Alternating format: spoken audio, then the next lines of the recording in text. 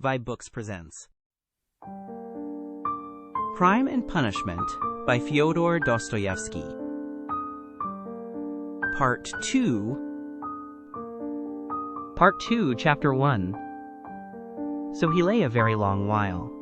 Now and then he seemed to wake up, and at such moments he noticed that it was far into the night, but it did not occur to him to get up. At last he noticed that it was beginning to get light. He was lying on his back, still dazed from his recent oblivion. Fearful, despairing cries rose shrilly from the street, sounds which he heard every night, indeed, under his window after 2 o'clock. They woke him up now. The drunken men are coming out of the taverns, he thought. It's past 2 o'clock. And at once he leaped up, as though someone had pulled him from the sofa. What? Past 2 o'clock? He sat down on the sofa and instantly recollected everything. All at once, in one flash, he recollected everything. For the first moment he thought he was going mad. A dreadful chill came over him, but the chill was from the fever that had begun long before in his sleep. Now he was suddenly taken with violent shivering, so that his teeth chattered and all his limbs were shaking. He opened the door and began listening. Everything in the house was asleep. With amazement he gazed at himself and everything in the room around him, wondering how he could have come in the night before without fastening the door, and have flung himself on the sofa without undressing, without even taking his hat off. It had fallen off, and was lying on the floor near his pillow. If anyone had come in, what would he have thought? That I'm drunk, but... He rushed to the window. There was light enough, and he began hurriedly looking himself all over from head to foot. All his clothes. Were there no traces? But there was no doing it like that. Shivering with cold, he began taking off everything and looking over again. He turned everything over to the last threads and rags, and, mistrusting himself, went through his search 3 times. But there seemed to be nothing. No trace, except in one place, where some thick drops of congealed blood were clinging to the frayed edge of his trousers. He picked up a big clasp knife and cut off the frayed threads. There seemed to be nothing more. Suddenly he remembered that the purse and the things he had taken out of the old woman's box were still in his pockets. He had not thought till then of taking them out and hiding them. He had not even thought of them while he was examining his clothes. What next? Instantly he rushed to take them out and fling them on the table. When he had pulled out everything, and turned the pocket inside out to be sure there was nothing left, he carried the whole heap to the corner. The paper had come off the bottom of the wall and hung there in tatters. He began stuffing all the things into the hole under the paper. "They're in, all out of sight, and the purse too!" he thought gleefully, getting up and gazing blankly at the hole which bulged out more than ever. Suddenly he shuddered all over with horror. "My God!" he whispered in despair. "What's the matter with me? Is that hidden? Is that the way to hide things?" He had not reckoned on having trinkets to hide. He had only thought of money, and so had not prepared a hiding place. But now, what am I glad of? He thought. Is that hiding things? My reason's deserting me, simply. He sat down on the sofa in exhaustion, and was at once shaken by another unbearable fit of shivering. Mechanically he drew from a chair beside him his old student's winter coat, which was still warm though almost in rags, covered himself up with it, and once more sank into drowsiness and delirium. He lost consciousness. Not more than 5 minutes had passed when he jumped up a second time, and at once pounced in a frenzy on his clothes again. How could I go to sleep again with nothing done? Yes, I have not taken the loop off the armhole. I forgot a thing like that. Such a piece of evidence. He pulled off the noose, hurriedly cut it to pieces, and threw the bits among his linen under the pillow. Pieces of torn linen couldn't rouse suspicion, whatever happened. I think not, anyway, he repeated, standing in the middle of the room, and with painful concentration he fell to gazing about him again, at the floor and everywhere, trying to make sure he had not forgotten anything. The conviction that all his faculties, even memory, and the simplest power of reflection were failing him, began to be an insufferable torture. Surely it isn't beginning already. Surely it isn't my punishment coming upon me. It is. The frayed rags he had cut off his trousers were actually lying on the floor in the middle of the room, where anyone coming in would see them. "What is the matter with me?" he cried again, like one distraught. Then a strange idea entered his head, that perhaps all his clothes were covered with blood, that perhaps there were a great many stains, but that he did not see them, did not notice them because his perceptions were failing, were going to pieces. His reason was clouded.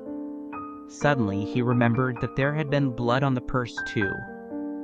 Ah, then there must be blood on the pocket too, for I put the wet purse in my pocket.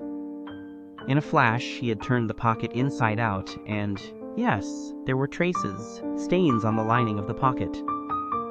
So my reason has not quite deserted me, so I still have some sense and memory, since I guessed it of myself, he thought triumphantly, with a deep sigh of relief. It's simply the weakness of fever, a moment's delirium, and he tore the whole lining out of the left pocket of his trousers. At that instant the sunlight fell on his left boot. On the sock which poked out from the boot, he fancied there were traces. He flung off his boots. Traces indeed! The tip of the sock was soaked with blood. He must have unwarily stepped into that pool. But what am I to do with this now? Where am I to put the sock and rags and pocket? He gathered them all up in his hands and stood in the middle of the room. In the stove? But they would ransack the stove first of all. Burn them? But what can I burn them with? There are no matches even. No, better go out and throw it all away somewhere. Yes, better throw it away, he repeated, sitting down on the sofa again, and at once, this minute, without lingering. But his head sank on the pillow instead. Again, the unbearable, icy shivering came over him. Again, he drew his coat over him. And for a long while, for some hours, he was haunted by the impulse to go off somewhere at once this moment, and fling it all away, so that it may be out of sight and done with at once. Several times he tried to rise from the sofa, but could not. He was thoroughly waked up at last by a violent knocking at his door. "Open, do! Are you dead or alive? He keeps sleeping here," shouted Nastasia, banging with her fist on the door. "For whole days together he's snoring here like a dog. A dog he is too. Open, I tell you. It's past 10. "Maybe he's not at home," said a man's voice. "Ha, that's the porter's voice. What does he want?" He jumped up and sat on the sofa. The beating of his heart was a positive pain. "Then who can have latched the door?" retorted Nastasia. "He's taken to bolting himself in? As if he were worth stealing. Open, you stupid, wake up! What do they want?" "Why, the porter. All's discovered. Resist or open, come what may." He half rose, stooped forward and unlatched the door. His room was so small that he could undo the latch without leaving the bed. Yes, the porter and Nastasia were standing there. Nastasia stared at him in a strange way. He glanced with a defiant and desperate air at the porter, who, without a word, held out a gray folded paper sealed with bottle wax. "A notice from the office," he announced as he gave him the paper. "From what office?"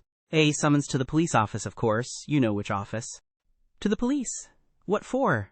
"How can I tell? You're sent for, so you go." The man looked at him attentively, looked round the room and turned to go away. "He's downright ill," observed Nastasia, not taking her eyes off him. The porter turned his head for a moment. "He's been in a fever since yesterday," she added. Raskolnikov made no response and held the paper in his hands without opening it. "Don't you get up then?" Nastasia went on compassionately, seeing that he was letting his feet down from the sofa. "You're ill, and so don't go. There's no such hurry. What have you got there?" He looked. In his right hand he held the shreds he had cut from his trousers, the sock, and the rags of the pocket. So he had been asleep with them in his hand. Afterwards, reflecting upon it, he remembered that half waking up in his fever, he had grasped all this tightly in his hand, and so fallen asleep again. "Look at the rags he's collected and sleeps with them as though he has got hold of a treasure." And Nastasia went off into her hysterical giggle. Instantly he thrust them all under his great coat and fixed his eyes intently upon her. Far as he was from being capable of rational reflection at that moment, he felt that no one would behave like that with a person who was going to be arrested. But the police? "You'd better have some tea." "Yes? I'll bring it. There's some left." "No.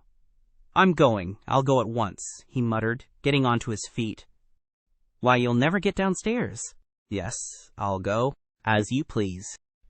She followed the porter out. At once, he rushed to the light to examine the sock and the rags. There are stains, but not very noticeable, all covered with dirt and rubbed and already discolored. No one who had no suspicion could distinguish anything. Nastasia from a distance could not have noticed, thank God. Then, with a tremor, he broke the seal of the notice and began reading. He was a long while reading before he understood. It was an ordinary summons from the district police station to appear that day at 9:30 at the office of the district superintendent. But when has such a thing happened? I never have anything to do with the police. And why just today? He thought in agonizing bewilderment. Good God, only get it over soon. He was flinging himself on his knees to pray, but broke into laughter. Not at the idea of prayer, but at himself. He began, hurriedly dressing. If I'm lost, I am lost. I don't care. Shall I put the sock on? He suddenly wondered. It will get dustier still, and the traces will be gone. But no sooner had he put it on than he pulled it off again in loathing and horror. He pulled it off, but reflecting that he had no other socks, he picked it up and put it on again, and again he laughed. That's all conventional, that's all relative, merely a way of looking at it, he thought in a flash, but only on the top surface of his mind, while he was shuddering all over. There, I've got it on. I have finished by getting it on. But his laughter was quickly followed by despair. No, it's too much for me, he thought. His legs shook. From fear, he muttered. His head swam and ached with fever. It's a trick. They want to decoy me there and confound me over everything, he mused as he went out onto the stairs. The worst of it is, I'm almost light-headed. I may blurt out something stupid. On the stairs he remembered that he was leaving all the things just as they were in the hole in the wall. And, very likely, it's on purpose to search when I'm out, he thought, and stopped short. But he was possessed by such despair, such cynicism of misery, if one may so call it, that with a wave of his hand he went on. Only to get it over. In the street the heat was insufferable again. Not a drop of rain had fallen all those days. Again dust, bricks, and mortar. Again the stench from the shops and pothouses. Again the drunken men, the Finnish peddlers, and half-broken-down cabs. The sun shone straight in his eyes, so that it hurt him to look out of them, and he felt his head going round, as a man in a fever is apt to feel when he comes out into the street on a bright sunny day. When he reached the turning into the street, in an agony of trepidation he looked down at the house, and at once averted his eyes. If they question me, perhaps I'll simply tell, he thought, as he drew near the police station. The police station was about 1/4 of a mile off. It had lately been moved to new rooms on the 4th floor of a new house. He had been once for a moment in the old office, but long ago. Turning in at the gateway, he saw on the right a flight of stairs, which a peasant was mounting, with a book in his hand.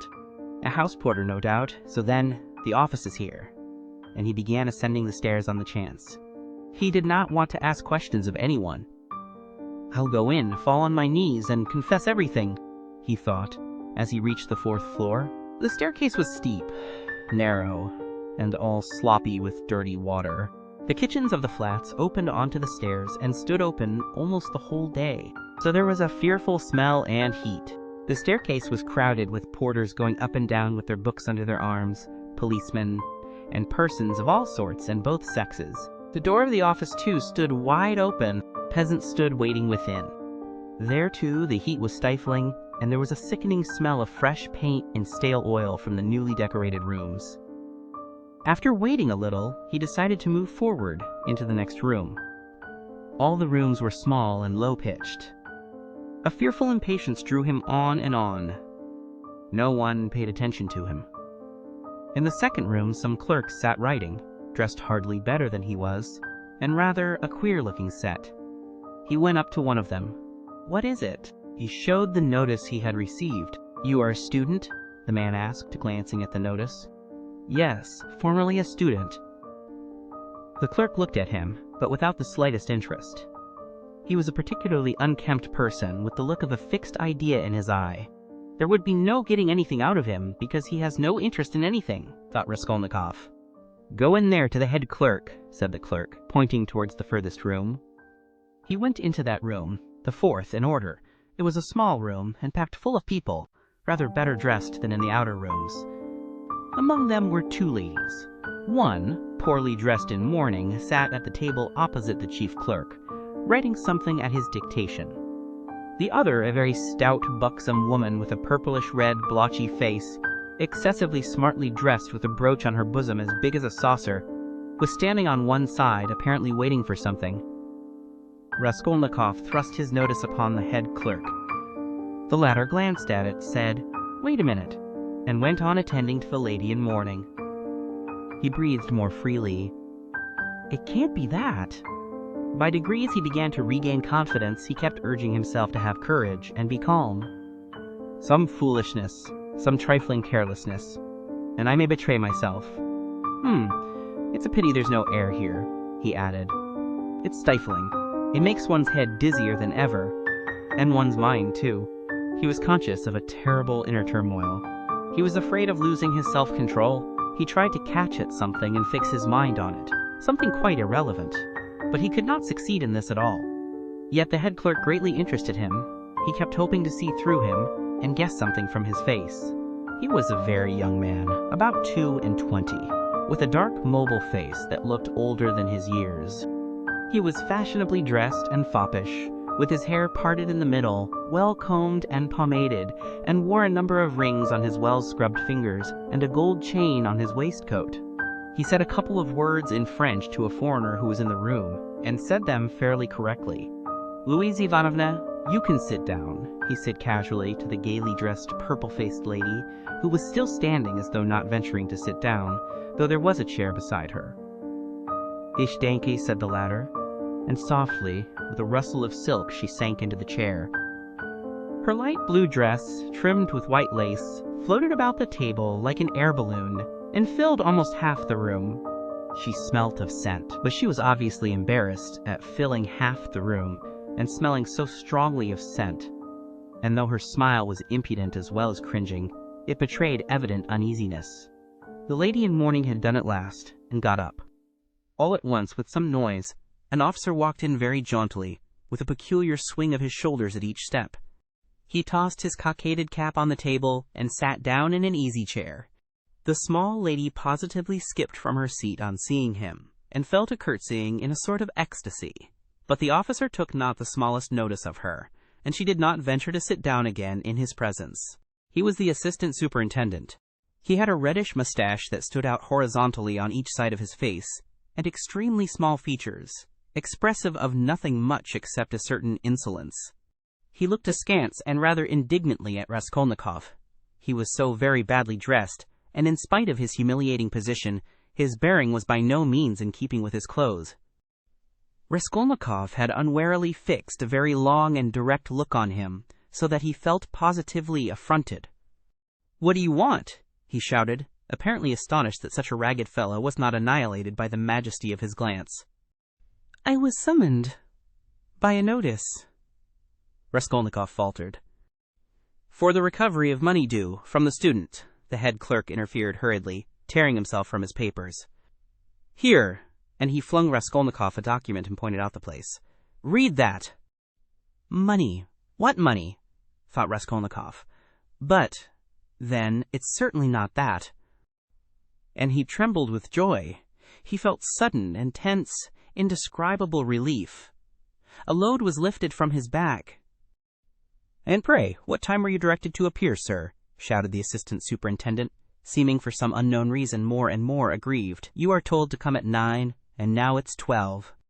"The notice was only brought me a quarter of an hour ago," Raskolnikov answered loudly over his shoulder. To his own surprise, he too grew suddenly angry, and found a certain pleasure in it. "And it's enough that I have come here ill with fever. Kindly refrain from shouting." "I'm not shouting. I'm speaking very quietly. It's you who are shouting at me. I'm a student, and allow no one to shout at me." The assistant superintendent was so furious that for the first minute he could only splutter inarticulately. He leaped up from his seat. "Be silent! You are in a government office. Don't be impudent, sir." "You're in a government office, too," cried Raskolnikov. "And you're smoking a cigarette as well as shouting, so you are showing disrespect to all of us." He felt an indescribable satisfaction at having said this. The head clerk looked at him with a smile. The angry assistant superintendent was obviously disconcerted. "That's not your business," he shouted at last with unnatural loudness.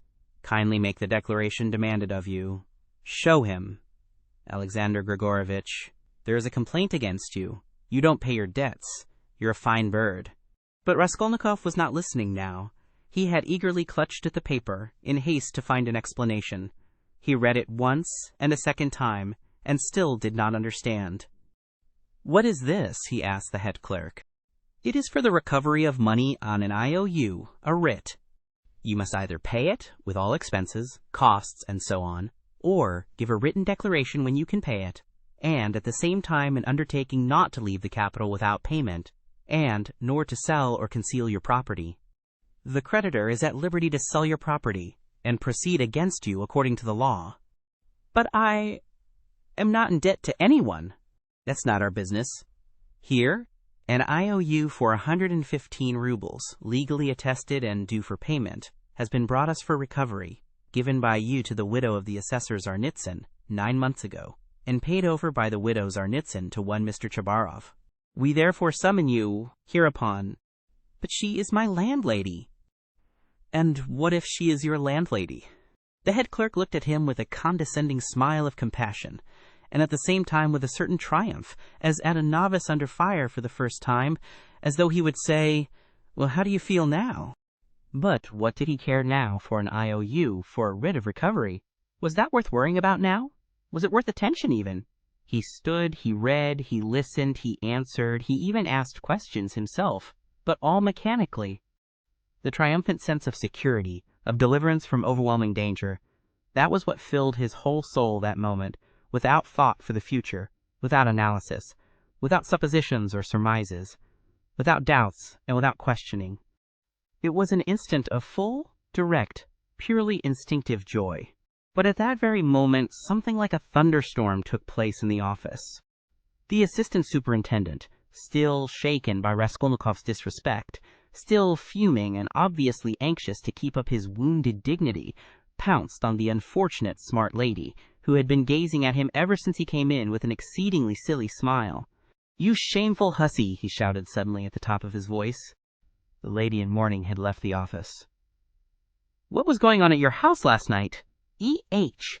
A disgrace again. You're a scandal to the whole street. Fighting and drinking again. Do you want the house of correction? Why, I have warned you 10 times over that I would not let you off the 11th. And here you are again. Again, you. The paper fell out of Raskolnikov's hands, and he looked wildly at the smart lady who was so unceremoniously treated. But he soon saw what it meant, and at once began to find positive amusement in the scandal. He listened with pleasure, so that he longed to laugh and laugh. All his nerves were on edge. "Ilya Petrovitch," the head clerk was beginning anxiously, but stopped short, for he knew from experience that the enraged assistant could not be stopped except by force. As for the smart lady, at first she positively trembled before the storm. But, strange to say, the more numerous and violent the terms of abuse became, the more amiable she looked, and the more seductive the smiles she lavished on the terrible assistant. She moved uneasily, and curtsied incessantly, waiting impatiently for a chance of putting in her word, and at last she found it. "There was no sort of noise or fighting in my house. Mr. Captain," she pattered all at once, like peas dropping, speaking Russian confidently, though with a strong German accent, "and no sort of scandal, and his honor came drunk, and it's the whole truth I am telling, Mr. Captain, and I am not to blame. Mine is an honorable house, Mr. Captain, and honorable behavior, Mr. Captain, and I always dislike any scandal myself." But he came quite tipsy, and asked for 3 bottles again, and then he lifted up one leg, and began playing the pianoforte with one foot, and that is not at all right in an honorable house, and he gans broke the piano, and it was very bad manners indeed, and I said so. And he took up a bottle, and began hitting everyone with it. And then I called the porter, and Karl came, and he took Karl and hit him in the eye, and he hit Henriette in the eye too, and gave me 5 slaps on the cheek. And it was so ungentlemanly in an honorable house, Mr. Captain. And I screamed. And he opened the window over the canal and stood in the window, squealing like a little pig. It was a disgrace. The idea of squealing like a little pig at the window into the street? Fie upon him! And Carl pulled him away from the window by his coat, and it is true, Mr. Captain, he tore Sign Rock. And then he shouted that man must pay him 15 rubles damages. And I did pay him, Mr. Captain, 5 rubles for Sign Rock. And he is an ungentlemanly visitor and caused all the scandal. I will show you up, he said, for I can write to all the papers about you. Then he was an author? Yes, Mr. Captain, and what an ungentlemanly visitor in an honorable house. Now then, enough. I have told you already. Ilya Petrovitch, the head clerk repeated significantly. The assistant glanced rapidly at him. The head clerk slightly shook his head. So I tell you this, most respectable Louisa Ivanovna, and I tell it you for the last time, the assistant went on. If there is a scandal in your honorable house once again, I will put you yourself in the lockup, as it is called in polite society. Do you hear? So a literary man, an author, took 5 rubles for his coat tail in an honorable house. A nice set, these authors. And he cast a contemptuous glance at Raskolnikov. There was a scandal the other day in a restaurant, too. An author had eaten his dinner and would not pay. I'll write a satire on you, says he. And there was another of them on a steamer last week used the most disgraceful language to the respectable family of a civil councillor, his wife and daughter. And there was one of them turned out of a confectioner's shop the other day. They are like that. Authors, literary men, students, town criers. Boo! You get along. I shall look in upon you myself one day. Then you had better be careful. Do you hear? With hurried deference, Louisa Ivanovna fell to curtsying in all directions, and so curtsied herself to the door. But at the door she stumbled backwards against a good-looking officer with a fresh, open face and splendid, thick, fair whiskers. This was the superintendent of the district himself, Nicodim Fomitch. Louisa Ivanovna made haste to curtsy almost to the ground, and with mincing little steps she fluttered out of the office. Again thunder and lightning, a hurricane, said Nicodim Fomitch to Ilya Petrovitch in a civil and friendly tone. You are aroused again. You are fuming again. I heard it on the stairs. Well, what then? Ilya Petrovitch drawled with gentlemanly nonchalance, and he walked with some papers to another table with a jaunty swing of his shoulders at each step. Here, if you will kindly look. An author or a student has been one at least, does not pay his debts, has given an IOU, won't clear out of his room, and complaints are constantly being lodged against him, and here he has been pleased to make a protest against my smoking in his presence. He behaves like a cad himself, and just look at him, please. Here's the gentleman, and very attractive he is. Poverty is not a vice, my friend, but we know you go off like powder. You can't bear a slight. I dare say you took offense at something and went too far yourself, continued Nicodim Fomitch, turning affably to Raskolnikov. But you are wrong there. He is a capital fellow, I assure you, but explosive, explosive. He gets hot, fires up, boils over, and no stopping him, and then it's all over. And at the bottom, he's a heart of gold. His nickname in the regiment was the Explosive Lieutenant. And what a regiment it was, too, cried Ilya Petrovitch, much gratified at this agreeable banter, though still sulky. Raskolnikov had a sudden desire to say something exceptionally pleasant to them all. Excuse me, Captain, he began easily, suddenly addressing Nicodim Fomitch. Will you enter into my position? I am ready to ask pardon if I have been ill-mannered. I am a poor student, sick and shattered was the word he used, by poverty.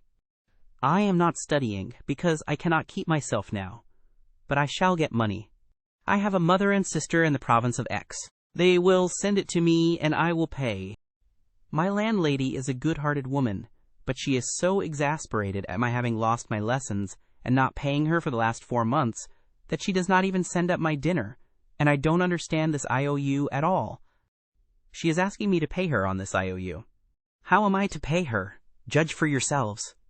But that is not our business, you know, the head clerk was observing. Yes, I perfectly agree with you. But allow me to explain. Raskolnikov put in again, still addressing Nicodim Fomitch, but trying his best to address Ilya Petrovitch also, though the latter persistently appeared to be rummaging among his papers, and to be contemptuously oblivious of him. "Allow me to explain that I have been living with her for nearly 3 years, and at first, for why should I not confess it? At the very beginning, I promised to marry her daughter. It was a verbal promise, freely given. She was a girl. Indeed. I liked her, though I was not in love with her. A youthful affair, in fact. That is, I mean to say that my landlady gave me credit freely in those days, and I led a life I was very heedless." "Nobody asks you for these personal details, sir. We've no time to waste," Ilya Petrovitch interposed roughly, and with a note of triumph. But Raskolnikov stopped him hotly, though he suddenly found it exceedingly difficult to speak. "But excuse me. It is for me to explain how it all happened. In my turn, though I agree with you, it is unnecessary. But a year ago, the girl died of typhus. I remained lodging there as before, and when my landlady moved into her present quarters, she said to me, and in a friendly way, that she had complete trust in me, but still, would I not give her an IOU for 115 rubles, all the debt I owed her? She said if only I gave her that, she would trust me again, as much as I liked, and that she would never, those were her own words, make use of that IOU till I could pay of myself. And now, when I have lost my lessons, and have nothing to eat, she takes action against me. What am I to say to that?" "All these affecting details are no business of ours," Ilya Petrovitch interrupted rudely. "You must give a written undertaking. But as for your love affairs and all these tragic events, we have nothing to do with that." "Come now, you are harsh," muttered Nicodim Fomitch, sitting down at the table and also beginning to write. He looked a little ashamed. "Write!" said the head clerk to Raskolnikov. "Write what?" the latter asked gruffly. "I will dictate to you." Raskolnikov fancied that the head clerk treated him more casually and contemptuously after his speech, but strange to say he suddenly felt completely indifferent to anyone's opinion, and this revulsion took place in a flash, in one instant. If he had cared to think a little, he would have been amazed indeed that he could have talked to them like that a minute before, forcing his feelings upon them. And where had those feelings come from? Now, if the whole room had been filled, not with police officers, but with those nearest and dearest to him, he would not have found one human word for them, so empty was his heart. A gloomy sensation of agonizing, everlasting solitude and remoteness took conscious form in his soul. It was not the meanness of his sentimental effusions before Ilya Petrovitch, nor the meanness of the latter's triumph over him, that had caused this sudden revulsion in his heart. Oh, what had he to do now with his own baseness, with all these petty vanities, officers, German women, debts, police offices? If he had been sentenced to be burnt at that moment, he would not have stirred, would hardly have heard the sentence to the end. Something was happening to him entirely new, sudden, and unknown.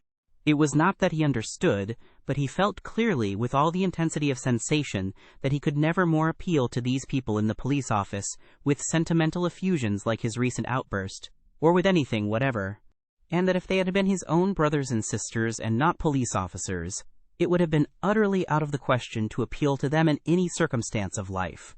He had never experienced such a strange and awful sensation, and what was most agonizing, it was more a sensation than a conception or idea, a direct sensation, the most agonizing of all the sensations he had known in his life. The head clerk began dictating to him the usual form of declaration, that he could not pay, that he undertook to do so at a future date, that he would not leave the town nor sell his property, and so on. "But you can't write, you can hardly hold the pen," observed the head clerk, looking with curiosity at Raskolnikov. "Are you ill?" "Yes, I am giddy. Go on." "That's all. Sign it." The head clerk took the paper, and turned to attend to others. Raskolnikov gave back the pen, but instead of getting up and going away, he put his elbows on the table and pressed his head in his hands. He felt as if a nail were being driven into his skull. A strange idea suddenly occurred to him, to get up at once, to go up to Nicodim Fomitch, and tell him everything that had happened yesterday, and then to go with him to his lodgings, and to show him the things in the hole in the corner. The impulse was so strong that he got up from his seat to carry it out. "Hadn't I better think a minute?" flashed through his mind. No, better cast off the burden without thinking. But all at once he stood still, rooted to the spot. Nicodim Fomitch was talking eagerly with Ilya Petrovitch, and the words reached him. "It's impossible. They'll both be released. To begin with, the whole story contradicts itself. Why should they have called the porter, if it had been their doing? To inform against themselves?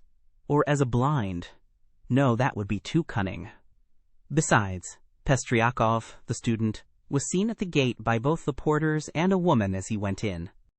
He was walking with 3 friends, who left him only at the gate, and he asked the porters to direct him, in the presence of the friends. Now, would he have asked his way if he had been going with such an object? As for Koch, he spent half an hour at the silversmith's below, before he went up to the old woman, and he left him at exactly 7:45. Now, just consider. But excuse me, how do you explain this contradiction? They state themselves that they knocked and the door was locked, yet 3 minutes later, when they went up with the porter, it turned out the door was unfastened. That's just it. The murderer must have been there and bolted himself in, and they'd have caught him for a certainty if Koch had not been an ass and gone to look for the porter too. He must have seized the interval to get downstairs and slip by them somehow. Koch keeps crossing himself and saying, if I had been there, he would have jumped out and killed me with his axe. He is going to have a Thanksgiving service. Ha-ha! And no one saw the murderer? They might well not see him. The house is a regular Noah's Ark, said the head clerk who was listening. It's clear, quite clear, Nicodim Fomitch repeated warmly. No, it is anything but clear, Ilya Petrovitch maintained. Raskolnikov picked up his hat and walked towards the door, but he did not reach it. When he recovered consciousness, he found himself sitting in a chair, supported by someone on the right side, while someone else was standing on the left, holding a yellowish glass filled with yellow water, and Nicodim Fomitch standing before him, looking intently at him. He got up from the chair. What's this? Are you ill? Nicodim Fomitch asked, rather sharply. He could hardly hold his pen when he was signing, said the head clerk, settling back in his place and taking up his work again. Have you been ill long? Cried Ilya Petrovitch from his place, where he, too, was looking through papers. He had, of course, come to look at the sick man when he fainted, but retired at once when he recovered. Since yesterday, muttered Raskolnikov in reply. Did you go out yesterday? Yes. Though you were ill? Yes. At what time? About 7. And where did you go, may I ask? Along the street, short and clear. Raskolnikov, white as a handkerchief, had answered sharply, jerkily, without dropping his black, feverish eyes before Ilya Petrovitch's stare. He can scarcely stand upright, and you... Nicodim Fomitch was beginning. No matter, Ilya Petrovitch pronounced rather peculiarly. Nicodim Fomitch would have made some further protest, but glancing at the head clerk who was looking very hard at him, he did not speak. There was a sudden silence. It was strange. Very well, then, concluded Ilya Petrovitch. We will not detain you. Raskolnikov went out. He caught the sound of eager conversation on his departure, and above the rest rose the questioning voice of Nicodim Fomitch. In the street his faintness passed off completely. A search. There will be a search at once, he repeated to himself, hurrying home. The brutes, they suspect. His former terror mastered him completely again. Part 2, Chapter 2. And what if there has been a search already? What if I find them in my room? But here was his room, nothing, and no one in it. No one had peeped in. Even Nastasia had not touched it. But heavens! How could he have left all those things in the hole? He rushed to the corner, slipped his hand under the paper, pulled the things out, and lined his pockets with them. There were 8 articles in all. 2 little boxes with earrings or something of the sort he hardly looked to see. Then 4 small leather cases. There was a chain, too, merely wrapped in newspaper, and something else in newspaper that looked like a decoration. He put them all in the different pockets of his overcoat, and the remaining pocket of his trousers, trying to conceal them as much as possible. He took the purse, too. Then he went out of his room, leaving the door open. He walked quickly and resolutely, and though he felt shattered, he had his senses about him. He was afraid of pursuit. He was afraid that in another half hour, another quarter of an hour perhaps, instructions would be issued for his pursuit, and so at all costs he must hide all traces before then. He must clear everything up while he still had some strength, some reasoning power left him. Where was he to go? That had long been settled. Fling them into the canal, and all traces hidden in the water, the thing would be at an end. So he had decided in the night of his delirium, when several times he had had the impulse to get up and go away, to make haste and get rid of it all. But to get rid of it turned out to be a very difficult task. He wandered along the bank of the Ekaterininsky Canal for half an hour or more, and looked several times at the steps running down to the water, but he could not think of carrying out his plan. Either rafts stood at the step's edge, and women were washing clothes on them, or boats were moored there, and people were swarming everywhere. Moreover, he could be seen and noticed from the banks on all sides. It would look suspicious for a man to go down on purpose, stop, and throw something into the water. And what if the boxes were to float instead of sinking? And of course they would. Even as it was, everyone he met seemed to stare and look round, as if they had nothing to do but to watch him. Why is it, or can it be my fancy? He thought. At last the thought struck him that it might be better to go to the Neva. There were not so many people there, he would be less observed, and it would be more convenient in every way. Above all, it was further off. He wondered how he could have been wandering for a good half hour, worried and anxious in this dangerous past without thinking of it before. And that half hour he had lost over an irrational plan, simply because he had thought of it in delirium. He had become extremely absent and forgetful, and he was aware of it. He certainly must make haste. He walked towards the Neva along V Prospect, but on the way another idea struck him.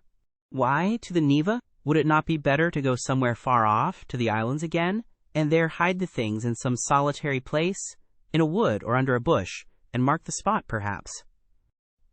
And though he felt incapable of clear judgment, the idea seemed to him a sound one. But he was not destined to go there. For coming out of V Prospect towards the square, he saw on the left a passage leading between two blank walls to a courtyard. On the right hand, the blank, unwhitewashed wall of a 4-storied house stretched far into the court. On the left, a wooden hoarding ran parallel with it for 20 paces into the court, and then turned sharply to the left. Here was a deserted, fenced-off place where rubbish of different sorts was lying. At the end of the court, the corner of a low, smutty stone shed, apparently part of some workshop, peeped from behind the hoarding. It was probably a carriage builder's or carpenter's shed. The whole place from the entrance was black with coal dust. Here would be the place to throw it, he thought. Not seeing anyone in the yard, he slipped in, and at once saw near the gate a sink, such as is often put in yards where there are many workmen or cab drivers, and on the hoarding above had been scribbled in chalk the time-honored witticism, "Standing here strictly forbidden."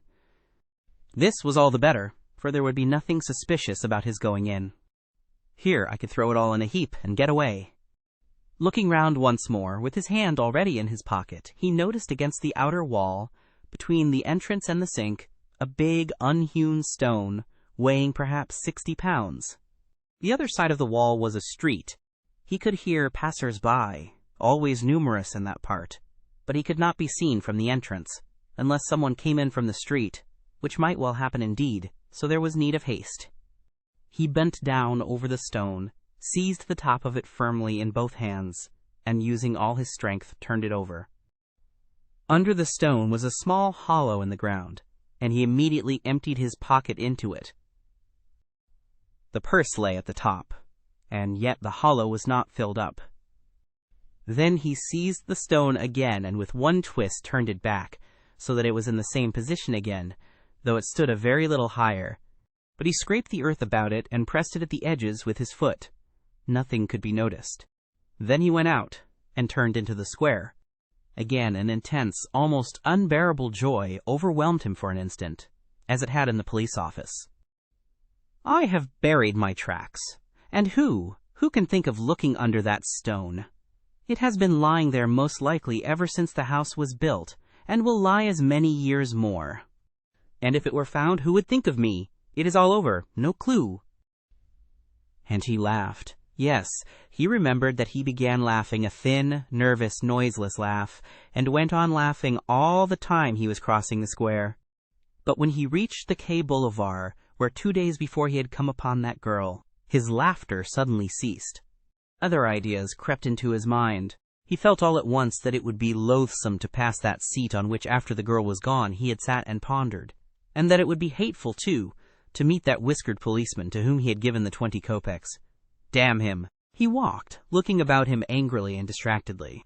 All his ideas now seemed to be circling round some single point, and he felt that there really was such a point, and that now, he was left facing that point, and for the first time, indeed, during the last 2 months. Damn it all, he thought suddenly, in a fit of ungovernable fury. If it has begun, then it has begun. Hang the new life. Good Lord, how stupid it is. And what lies I told today. How despicably I fawned upon that wretched Ilya Petrovitch. But that is all folly. What do I care for them all, and my fawning upon them? It is not that at all. It is not that at all. Suddenly he stopped. A new, utterly unexpected and exceedingly simple question perplexed and bitterly confounded him. If it all has really been done deliberately and not idiotically, if I really had a certain and definite object, how is it I did not even glance into the purse and don't know what I had there, for which I have undergone these agonies, and have deliberately undertaken this base, filthy, degrading business? And here I wanted at once to throw into the water the purse together with all the things which I had not seen either. How's that? Yes, that was so, that was all so. Yet he had known it all before, and it was not a new question for him, even when it was decided in the night without hesitation and consideration, as though so it must be, as though it could not possibly be otherwise. Yes, he had known it all, and understood it all. It surely had all been settled even yesterday at the moment when he was bending over the box and pulling the jewel cases out of it. Yes, so it was. It is because I am very ill, he decided grimly at last. I have been worrying and fretting myself, and I don't know what I am doing. Yesterday and the day before yesterday and all this time I have been worrying myself. I shall get well, and I shall not worry. But what if I don't get well at all? Good God, how sick I am of it all. He walked on without resting. He had a terrible longing for some distraction, but he did not know what to do, what to attempt. A new, overwhelming sensation was gaining more and more mastery over him every moment. This was an immeasurable, almost physical repulsion for everything surrounding him. An obstinate, malignant feeling of hatred. All who met him were loathsome to him. He loathed their faces, their movements, their gestures. If anyone had addressed him, he felt that he might have spat at him or bitten him. He stopped suddenly on coming out on the bank of the little Neva near the bridge to Vasilevsky Ostrov. Why, he lives here in that house, he thought. Why, I have not come to Razumihin of my own accord. Here it's the same thing over again. Very interesting to know, though. Have I come on purpose, or have I simply walked here by chance? Never mind. I said the day before yesterday that I would go and see him the day after. Well, and so I will. Besides, I really cannot go further now. He went up to Razumihin's room on the 5th floor. The latter was at home in his garret, busily writing at the moment, and he opened the door himself. It was 4 months since they had seen each other. Razumihin was sitting in a ragged dressing gown, with slippers on his bare feet, unkempt, unshaven, and unwashed. His face showed surprise. "Is it you?" he cried. He looked his comrade up and down. Then after a brief pause he whistled. "As hard up as all that? Why, brother, you've cut me out," he added, looking at Raskolnikov's rags. "Come sit down. You are tired, I'll be bound." And when he had sunk down on the American leather sofa, which was in even worse condition than his own, Razumihin saw at once that his visitor was ill. "Why, you are seriously ill. Do you know that?" He began feeling his pulse. Raskolnikov pulled away his hand. "Never mind," he said. "I have come for this. I have no lessons. I wanted, but I don't really want lessons. But I say, you are delirious, you know, Razumihin observed, watching him carefully. No, I am not. Raskolnikov got up from the sofa. As he had mounted the stairs to Razumihin's, he had not realized that he would be meeting his friend face to face. Now, in a flash, he knew that what he was least of all disposed for at that moment was to be face to face with anyone in the wide world. His spleen rose within him. He almost choked with rage at himself as soon as he crossed Razumihin's threshold. "Goodbye," he said abruptly, and walked to the door. Stop, you queer fish." "I don't want to," said the other, again pulling away his hand. "Then why the devil have you come? Are you mad, or what? Why, this is almost insulting. I won't let you go like that." "Well, then, I came to you because I know no one but you who could help. To begin, because you are kinder than anyone, cleverer, I mean, and can judge. And now I see that I want nothing. Do you hear? Nothing at all. No one's services, no one's sympathy. I am by myself, alone. Come, that's enough. Leave me alone. Stay a minute, you sweep. You are a perfect madman. As you like, for all I care. I have no lessons, do you see, and I don't care about that. But there's a bookseller, Heruvimov, and he takes the place of a lesson. I would not exchange him for 5 lessons. He's doing publishing of a kind and issuing natural science manuals, and what a circulation they have. The very titles are worth the money. You always maintained that I was a fool, but by Jove, my boy, there are greater fools than I am. Now he is setting up for being advanced, not that he has an inkling of anything, but of course I encourage him. Here are 2 signatures of the German text, in my opinion, the crudest charlatanism. It discusses the question, is woman a human being? And, of course, triumphantly proves that she is. Heruvimov is going to bring out this work as a contribution to the woman question. I am translating it. He will expand these 2.5 signatures into 6. We shall make up a gorgeous title half a page long and bring it out at half a ruble. It will do. He pays me 6 rubles the signature. It works out to about 15 rubles for the job, and I've had 6 already in advance. When we have finished this, we are going to begin a translation about whales, and then some of the dullest scandals out of the second part of Les Confessions we have marked for translation. Somebody has told Heruvimov that Rousseau was a kind of Radishchev. You may be sure I don't contradict him, hang him. Well, would you like to do the second signature of, is woman a human being? If you would, take the German and pens and paper, all those are provided, and take 3 rubles. For as I have had 6 rubles in advance on the whole thing, 3 rubles come to you for your share. And when you have finished the signature, there will be another 3 rubles for you. And please don't think I am doing you a service. Quite the contrary. As soon as you came in, I saw how you could help me. To begin with, I am weak in spelling, and secondly, I am sometimes utterly adrift in German, so that I make it up as I go along for the most part. The only comfort is that it's bound to be a change for the better. Though who can tell, maybe it's sometimes for the worse. Will you take it? Raskolnikov took the German sheets in silence, took the 3 rubles, and without a word went out. Razumihin gazed after him in astonishment. But when Raskolnikov was in the next street, he turned back, mounted the stairs to Razumihin's again, and laying on the table the German article and the 3 rubles, went out again, still without uttering a word.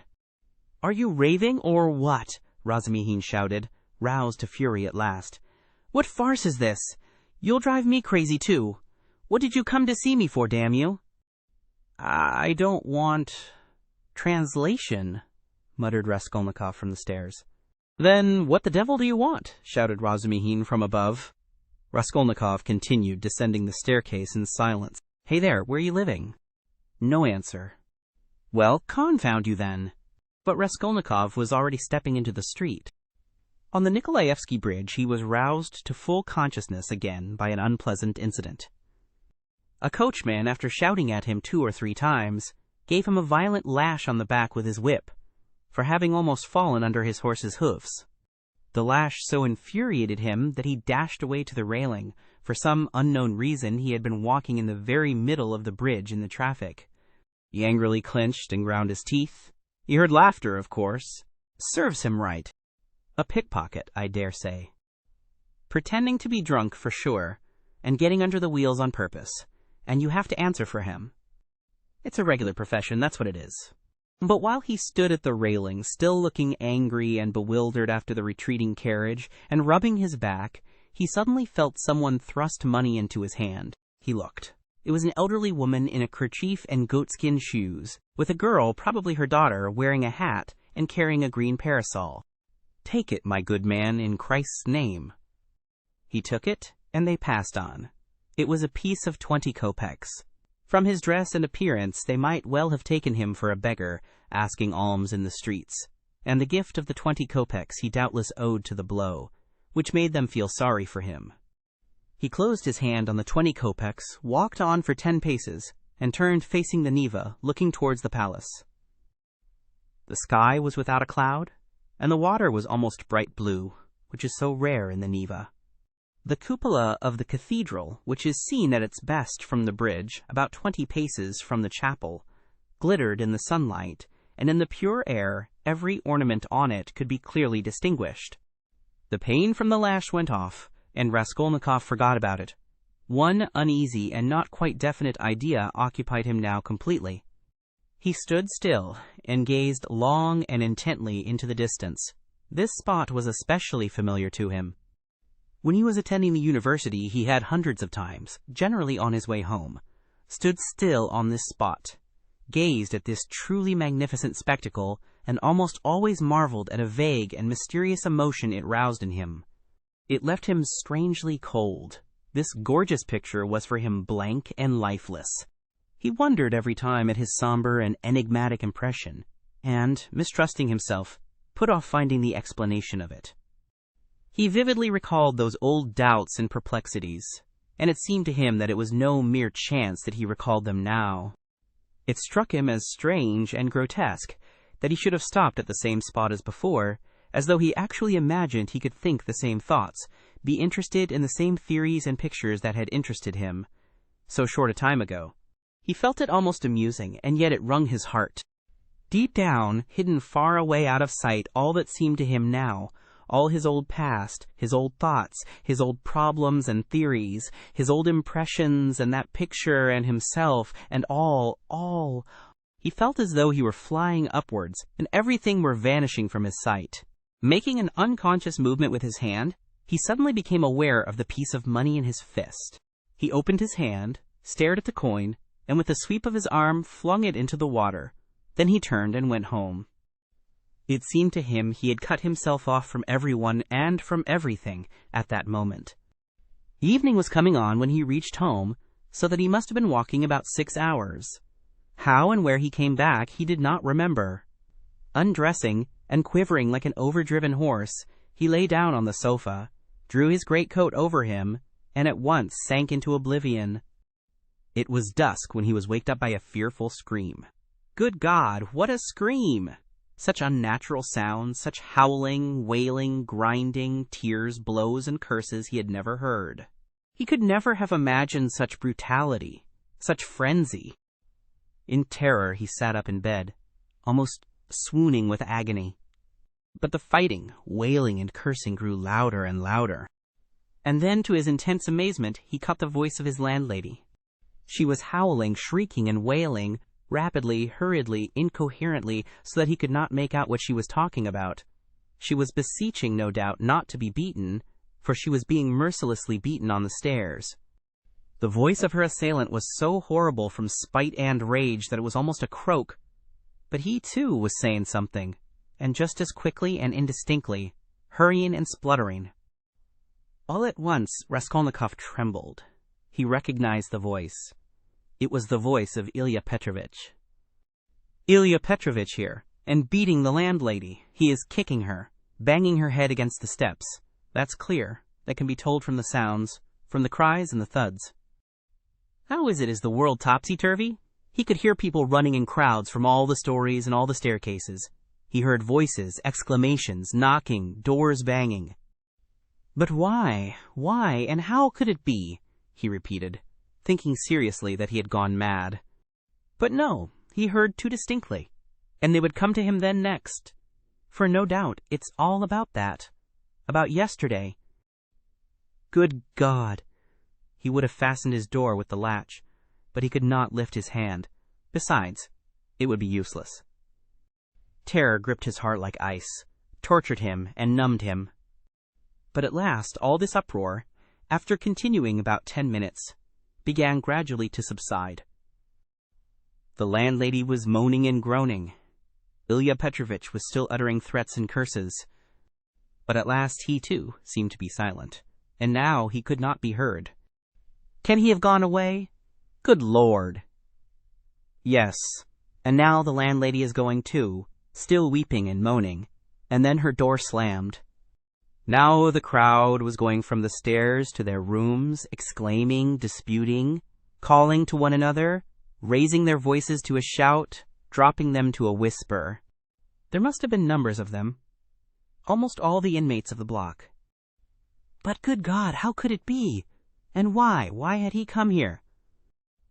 Raskolnikov sank, worn out, on the sofa, but could not close his eyes. He lay for half an hour in such anguish, such an intolerable sensation of infinite terror as he had never experienced before. Suddenly, a bright light flashed into his room. Nastasia came in with a candle and a plate of soup. Looking at him carefully, and ascertaining that he was not asleep, she set the candle on the table and began to lay out what she had brought: bread, salt, a plate, a spoon. "You've eaten nothing since yesterday, I warrant. You've been trudging about all day, and you're shaking with fever." "Nastasia, what were they beating the landlady for?" She looked intently at him. "Who beat the landlady?" "Just now, half an hour ago. Ilya Petrovitch, the assistant superintendent, on the stairs. Why was he ill-treating her like that, and why was he here?" Nastasia scrutinized him, silent and frowning, and her scrutiny lasted a long time. He felt uneasy, even frightened at her searching eyes. "Nastasia, why don't you speak?" he said timidly at last in a weak voice. "It's the blood," she answered at last softly, as though speaking to herself. "Blood? What blood?" he muttered, growing white and turning towards the wall. Nastasia still looked at him without speaking. "Nobody has been beating the landlady," she declared at last in a firm, resolute voice. He gazed at her, hardly able to breathe. "I heard it myself. I was not asleep. I was sitting up," he said, still more timidly. "I listened a long while. The assistant superintendent came. Everyone ran out onto the stairs from all the flats. No one has been here. That's the blood crying in your ears. When there's no outlet for it, and it gets clotted, you begin fancying things. Will you eat something?" He made no answer. Nastasia still stood over him, watching him. "Give me something to drink, Nastasia." She went downstairs and returned with a white earthenware jug of water. He remembered only swallowing one sip of the cold water and spilling some on his neck. Then followed forgetfulness. Part 2, Chapter 3. He was not completely unconscious, however. All the time he was ill. He was in a feverish state, sometimes delirious, sometimes half-conscious. He remembered a great deal afterwards. Sometimes it seemed as though there were a number of people round him. They wanted to take him away somewhere. There was a great deal of squabbling and discussing about him. Then he would be alone in the room. They had all gone away afraid of him, and only now and then opened the door a crack to look at him. They threatened him, plotted something together, laughed, and mocked at him. He remembered Nastasia often at his bedside. He distinguished another person, too, whom he seemed to know very well, though he could not remember who he was, and this fretted him, even made him cry. Sometimes he fancied he had been lying there a month. At other times it all seemed part of the same day. But of that he had no recollection, and yet every minute he felt that he had forgotten something he ought to remember. He worried and tormented himself trying to remember, moaned, flew into a rage, or sank into awful, intolerable terror. Then he struggled to get up, would have run away, but someone always prevented him by force, and he sank back into impotence and forgetfulness. At last he returned to complete consciousness. It happened at 10 o'clock in the morning. On fine days the sun shone into the room at that hour, throwing a streak of light on the right wall and the corner near the door. Nastasia was standing beside him with another person, a complete stranger. who was looking at him very inquisitively. He was a young man with a beard, wearing a full, short-waisted coat, and looked like a messenger. The landlady was peeping in at the half-open door. Raskolnikov sat up. "Who is this, Nastasia?" he asked, pointing to the young man. "I say, he's himself again," she said. "He is himself," echoed the man. Concluding that he had returned to his senses, the landlady closed the door and disappeared. She was always shy and dreaded conversations or discussions. She was a woman of 40, not at all bad-looking, fat and buxom, with black eyes and eyebrows, good-natured from fatness and laziness, and absurdly bashful. "Who are you?" he went on, addressing the man. But at that moment the door was flung open, and stooping a little, as he was so tall, Razumihin came in. "What a cabinet is!" he cried. "I am always knocking my head. You call this a lodging. So you are conscious, brother? I've just heard the news from Pashenka. He has just come to," said Nastasia. "Just come to," echoed the man again with a smile. "And who are you?" Razumihin asked, suddenly addressing him. "My name is Razumihin, at your service. Not Razumihin, as I am always called, but Razumihin, a student and gentleman. And he is my friend. And who are you?" "I am the messenger from our office, from the merchant Shilopayev, and I've come on business." "Please sit down." Razumihin seated himself on the other side of the table. "It's a good thing you've come to, brother," he went on to Raskolnikov. "For the last 4 days you have scarcely eaten or drunk anything. We had to give you tea in spoonfuls. I brought Zosimov to see you twice. You remember Zosimov? He examined you carefully and said at once it was nothing serious. Something seemed to have gone to your head. Some nervous nonsense, the result of bad feeding. He says you have not had enough beer and radish, but it's nothing much. It will pass and you will be all right. Zosimov is a first-rate fellow. He is making quite a name. Come, I won't keep you," he said, addressing the man again. "Will you explain what you want? You must know, Rodya, this is the second time they have sent from the office. But it was another man last time, and I talked to him. Who was it came before?" "That was the day before yesterday, I venture to say, if you please, sir. That was Alexei Semyonovitch. He is in our office, too." "He was more intelligent than you. Don't you think so?" "Yes, indeed, sir. He is of more weight than I am." "Quite so. Go on." "At your mamma's request, through Afanasy Ivanovitch Varushin, of whom I presume you have heard more than once, a remittance is sent to you from our office," the man began, addressing Raskolnikov. "If you are in an intelligible condition, I have 35 rubles to remit to you, as Semyon Semyonovitch has received from Afanasy Ivanovitch, at your mamma's request, instructions to that effect, as on previous occasions." "Do you know him, sir?" "Yes, I remember. Varushin," Raskolnikov said dreamily. "You hear, he knows Varushin," cried Razumihin. "He is in an intelligible condition, and I see you are an intelligent man, too. Well, it's always pleasant to hear words of wisdom. That's the gentleman, Varushin, Afanasy Ivanovitch. And at the request of your mamma, who has sent you a remittance once before in the same manner through him, he did not refuse this time also, and sent instructions to Semyon Semyonovitch some days since to hand you 35 rubles in the hope of better to come. That hoping for better to come is the best thing you've said, though your mamma is not bad either. Come then, what do you say? Is he fully conscious, E.H.? That's all right. If only he can sign this little paper. He can scrawl his name. Have you got the book? Yes, here's the book. Give it to me. Here, Rodya, sit up, I'll hold you. Take the pen and scribble Raskolnikov for him. For just now, brother, money is sweeter to us than treacle. I don't want it, said Raskolnikov, pushing away the pen. Not want it? I won't sign it. How the devil can you do without signing it? I don't want the money. Don't want the money. Come, brother, that's nonsense, I bear witness. Don't trouble, please. It's only that he is on his travels again. But that's pretty common with him at all times, though. You are a man of judgment, and we will take him in hand. That is, more simply, take his hand, and he will sign it. Here. But I can come another time. No. Why should we trouble you?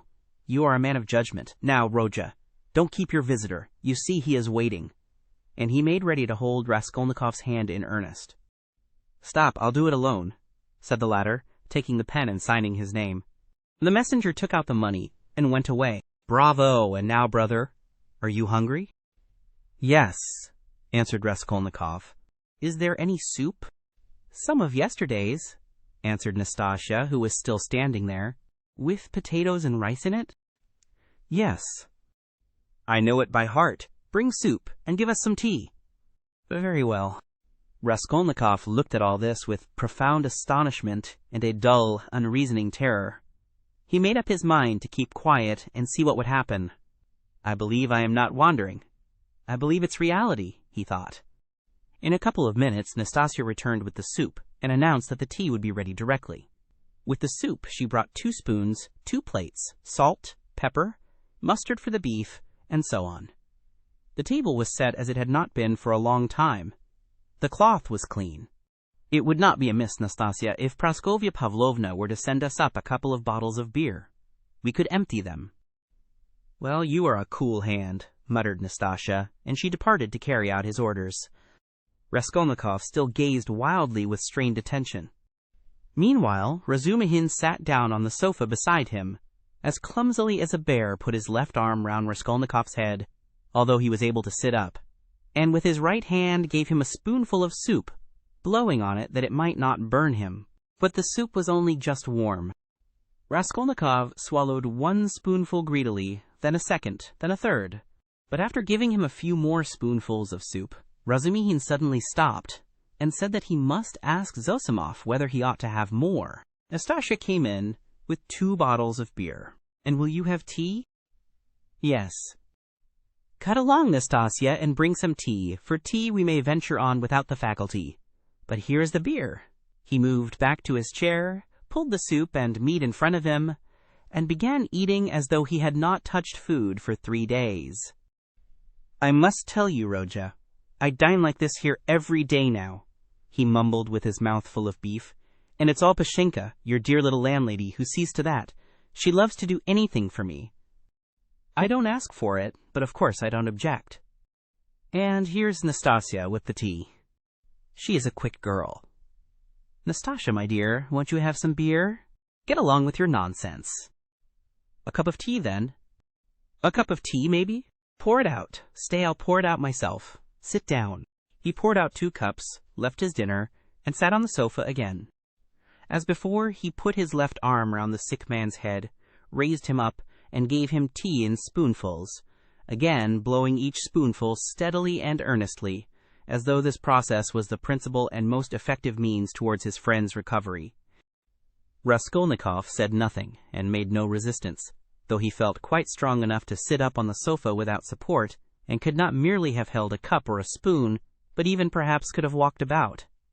But from some queer, almost animal, cunning he conceived the idea of hiding his strength and lying low for a time, pretending if necessary not to be yet in full possession of his faculties, and meanwhile listening to find out what was going on. Yet he could not overcome his sense of repugnance. After sipping a dozen spoonfuls of tea, he suddenly released his head, pushed the spoon away capriciously, and sank back on the pillow. There were actually real pillows under his head now. Down pillows and clean cases, he observed that too, and took note of it. "Pashenka must give us some raspberry jam today to make him some raspberry tea," said Razumihin, going back to his chair and attacking his soup and beer again. "And where is she to get raspberries for you?" asked Nastasia, balancing a saucer on her 5 outspread fingers and sipping tea through a lump of sugar. "She'll get it at the shop, my dear. You see, Rodya, all sorts of things have been happening while you have been laid up. When you decamped in that rascally way without leaving your address, I felt so angry that I resolved to find you out and punish you. I set to work that very day. How I ran about making inquiries for you. This lodging of yours I had forgotten, though I never remembered it, indeed, because I did not know it. And as for your old lodgings, I could only remember it was at the 5 Corners, Harlamov's house. I kept trying to find that Harlamov's house, and afterwards it turned out that it was not Harlamov's, but Books. How one muddles up sounds sometimes. So I lost my temper, and I went on the chance to the address bureau next day. And only fancy, in 2 minutes they looked you up. Your name is down there." "My name!" "I should think so. And yet a General Kobelev they could not find while I was there." "Well, it's a long story, But as soon as I did land on this place, I soon got to know all your affairs. All, brother. I know everything. Nastasia here will tell you. I made the acquaintance of Nicodim Fomich, and Ilya Petrovich, and the house porter, and Mr. Zametov, Alexander Grigorovich, the head clerk in the police office, and, last but not least, of Pashenka. Nastasia here knows. He's got round her, Nastasia murmured, smiling slyly. Why don't you put the sugar in your tea, Nastasia Nikiforovna? You are a one, Nastasia cried suddenly, going off into a giggle. I am not Nikiforovna, but Petrovna, she added suddenly, recovering from her mirth. I'll make a note of it. Well, brother, to make a long story short, I was going in for a regular explosion here to uproot all malignant influences in the locality, but Pashenka won the day. I had not expected, brother, to find her so prepossessing. What do you think? Raskolnikov did not speak, but he still kept his eyes fixed upon him, full of alarm. And all that could be wished, indeed, in every respect, Razumihin went on, not at all embarrassed by his silence. Ah, the sly dog! Nastasia shrieked again. This conversation afforded her unspeakable delight. It's a pity, brother, that you did not set to work in the right way at first. You ought to have approached her differently. She is, so to speak, a most unaccountable character. But we will talk about her character later. How could you let things come to such a pass that she gave up sending you your dinner? And that IOU. You must have been mad to sign an IOU. And that promise of marriage when her daughter, Natalia Yegorovna, was alive? I know all about it. But I see, that's a delicate matter, and I am an ass. Forgive me. But, talking of foolishness, do you know Praskovya Pavlovna is not nearly so foolish as you would think at first sight? No, mumbled Raskolnikov, looking away, but feeling that it was better to keep up the conversation. She isn't, is she? Cried Razumihin, delighted to get an answer out of him. But she is not very clever either, E.H.? She is essentially, an unaccountable character. I am sometimes quite at a loss, I assure you. She must be 40. She says she is 36, and of course she has every right to say so. But I swear I judge her intellectually, simply from the metaphysical point of view. There is a sort of symbolism sprung up between us, a sort of algebra or what not. I don't understand it. Well, that's all nonsense. Only, seeing that you are not a student now and have lost your lessons and your clothes, and that through the young lady's death she has no need to treat you as a relation, she suddenly took fright. And as you hid in your den and dropped all your old relations with her, she planned to get rid of you. And she's been cherishing that design a long time, but was sorry to lose the IOU, for you assured her yourself that your mother would pay. It was base of me to say that. My mother herself is almost a beggar, and I told a lie to keep my lodging and be fed, Raskolnikov said loudly and distinctly. Yes, you did very sensibly. But the worst of it is that at that point Mr. Chebarov turns up, a businessman. Pashenka would never have thought of doing anything on her own account. She is too retiring. But the businessman is by no means retiring. And first thing he puts the question, is there any hope of realizing the IOU? Answer, there is, because he has a mother who would save her Rodya with her 125 rubles pension if she has to starve herself, and a sister, too, who would go into bondage for his sake. That's what he was building upon. Why do you start? I know all the ins and outs of your affairs now, my dear boy. It's not for nothing that you were so open with Pashenka when you were her prospective son-in-law, and I say all this as a friend.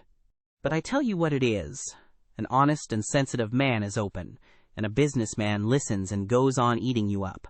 Well, then she gave the IOU by way of payment to this Chebarov, and without hesitation he made a formal demand for payment. When I heard of all this, I wanted to blow him up, too, to clear my conscience, but by that time harmony reigned between me and Pashenka, and I insisted on stopping the whole affair, engaging that you would pay. I went security for you, brother. Do you understand? We called Chebarov, flung him 10 rubles and got the IOU back from him, and here I have the honor of presenting it to you. She trusts your word now. Here, take it, you see I have torn it. Razumihin put the note on the table. Raskolnikov looked at him and turned to the wall without uttering a word. Even Razumihin felt a twinge. "I see, brother," he said a moment later, "that I have been playing the fool again. I thought I should amuse you with my chatter, and I believe I have only made you cross." "Was it you I did not recognize when I was delirious?" Raskolnikov asked, after a moment's pause without turning his head. "Yes, and you flew into a rage about it, especially when I brought Zametov one day." "Zametov? The head clerk? What for?" Raskolnikov turned round quickly and fixed his eyes on Razumihin. "What's the matter with you? What are you upset about?" "He wanted to make your acquaintance because I talked to him a lot about you." "How could I have found out so much except from him? He is a capital fellow, brother, first rate. In his own way, of course. Now we are friends, see each other almost every day. I have moved into this part, you know. I have only just moved. I've been with him to Luisa Ivanovna once or twice." "Do you remember Luisa? Luisa Ivanovna? Did I say anything in delirium?" "I should think so. You were beside yourself." "What did I rave about?" "What next? What did you rave about?" "What people do rave about." "Well, brother, now I must not lose time. To work!" He got up from the table and took up his cap. "What did I rave about?"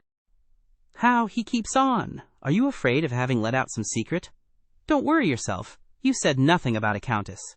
But you said a lot about a bulldog, and about earrings and chains, and about Krestovsky Island, and some porter, and Nikodim Fomitch, and Ilya Petrovitch, the assistant superintendent. And another thing that was of special interest to you was your own sock. You whined.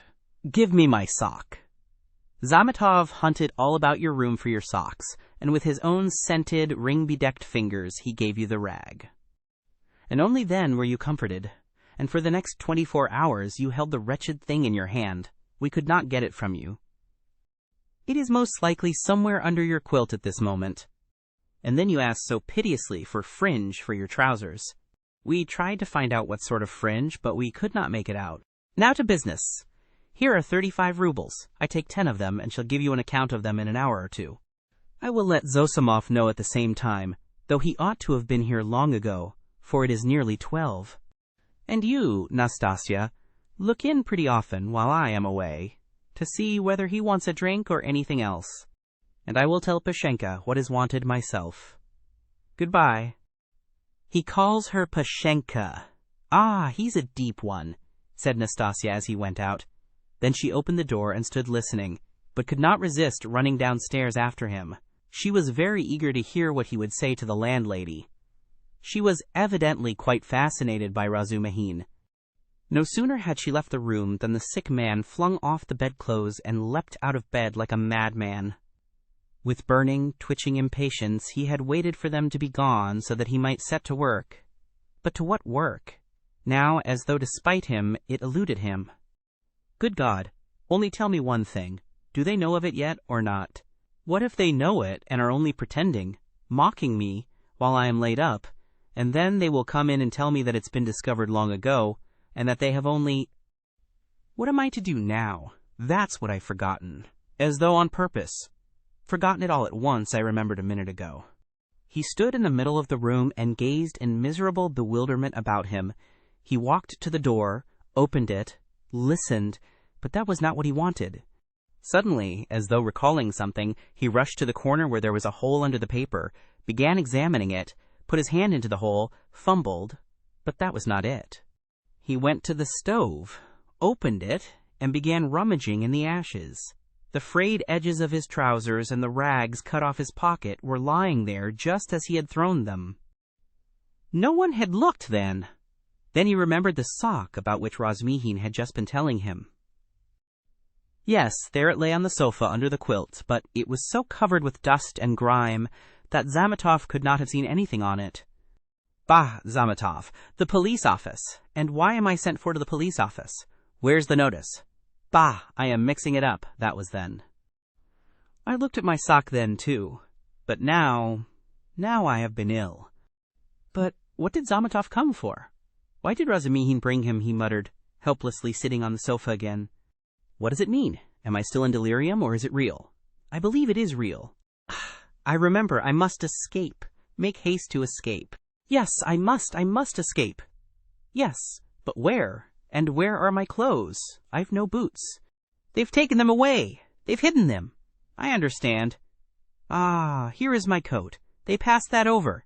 And here is money on the table, thank God. And here's the IOU. I'll take the money and go and take another lodging. They won't find me. Yes, but the address bureau? They'll find me. Razumihin will find me. Better escape altogether, far away, to America, and let them do their worst, and take the IOU. It would be of use there.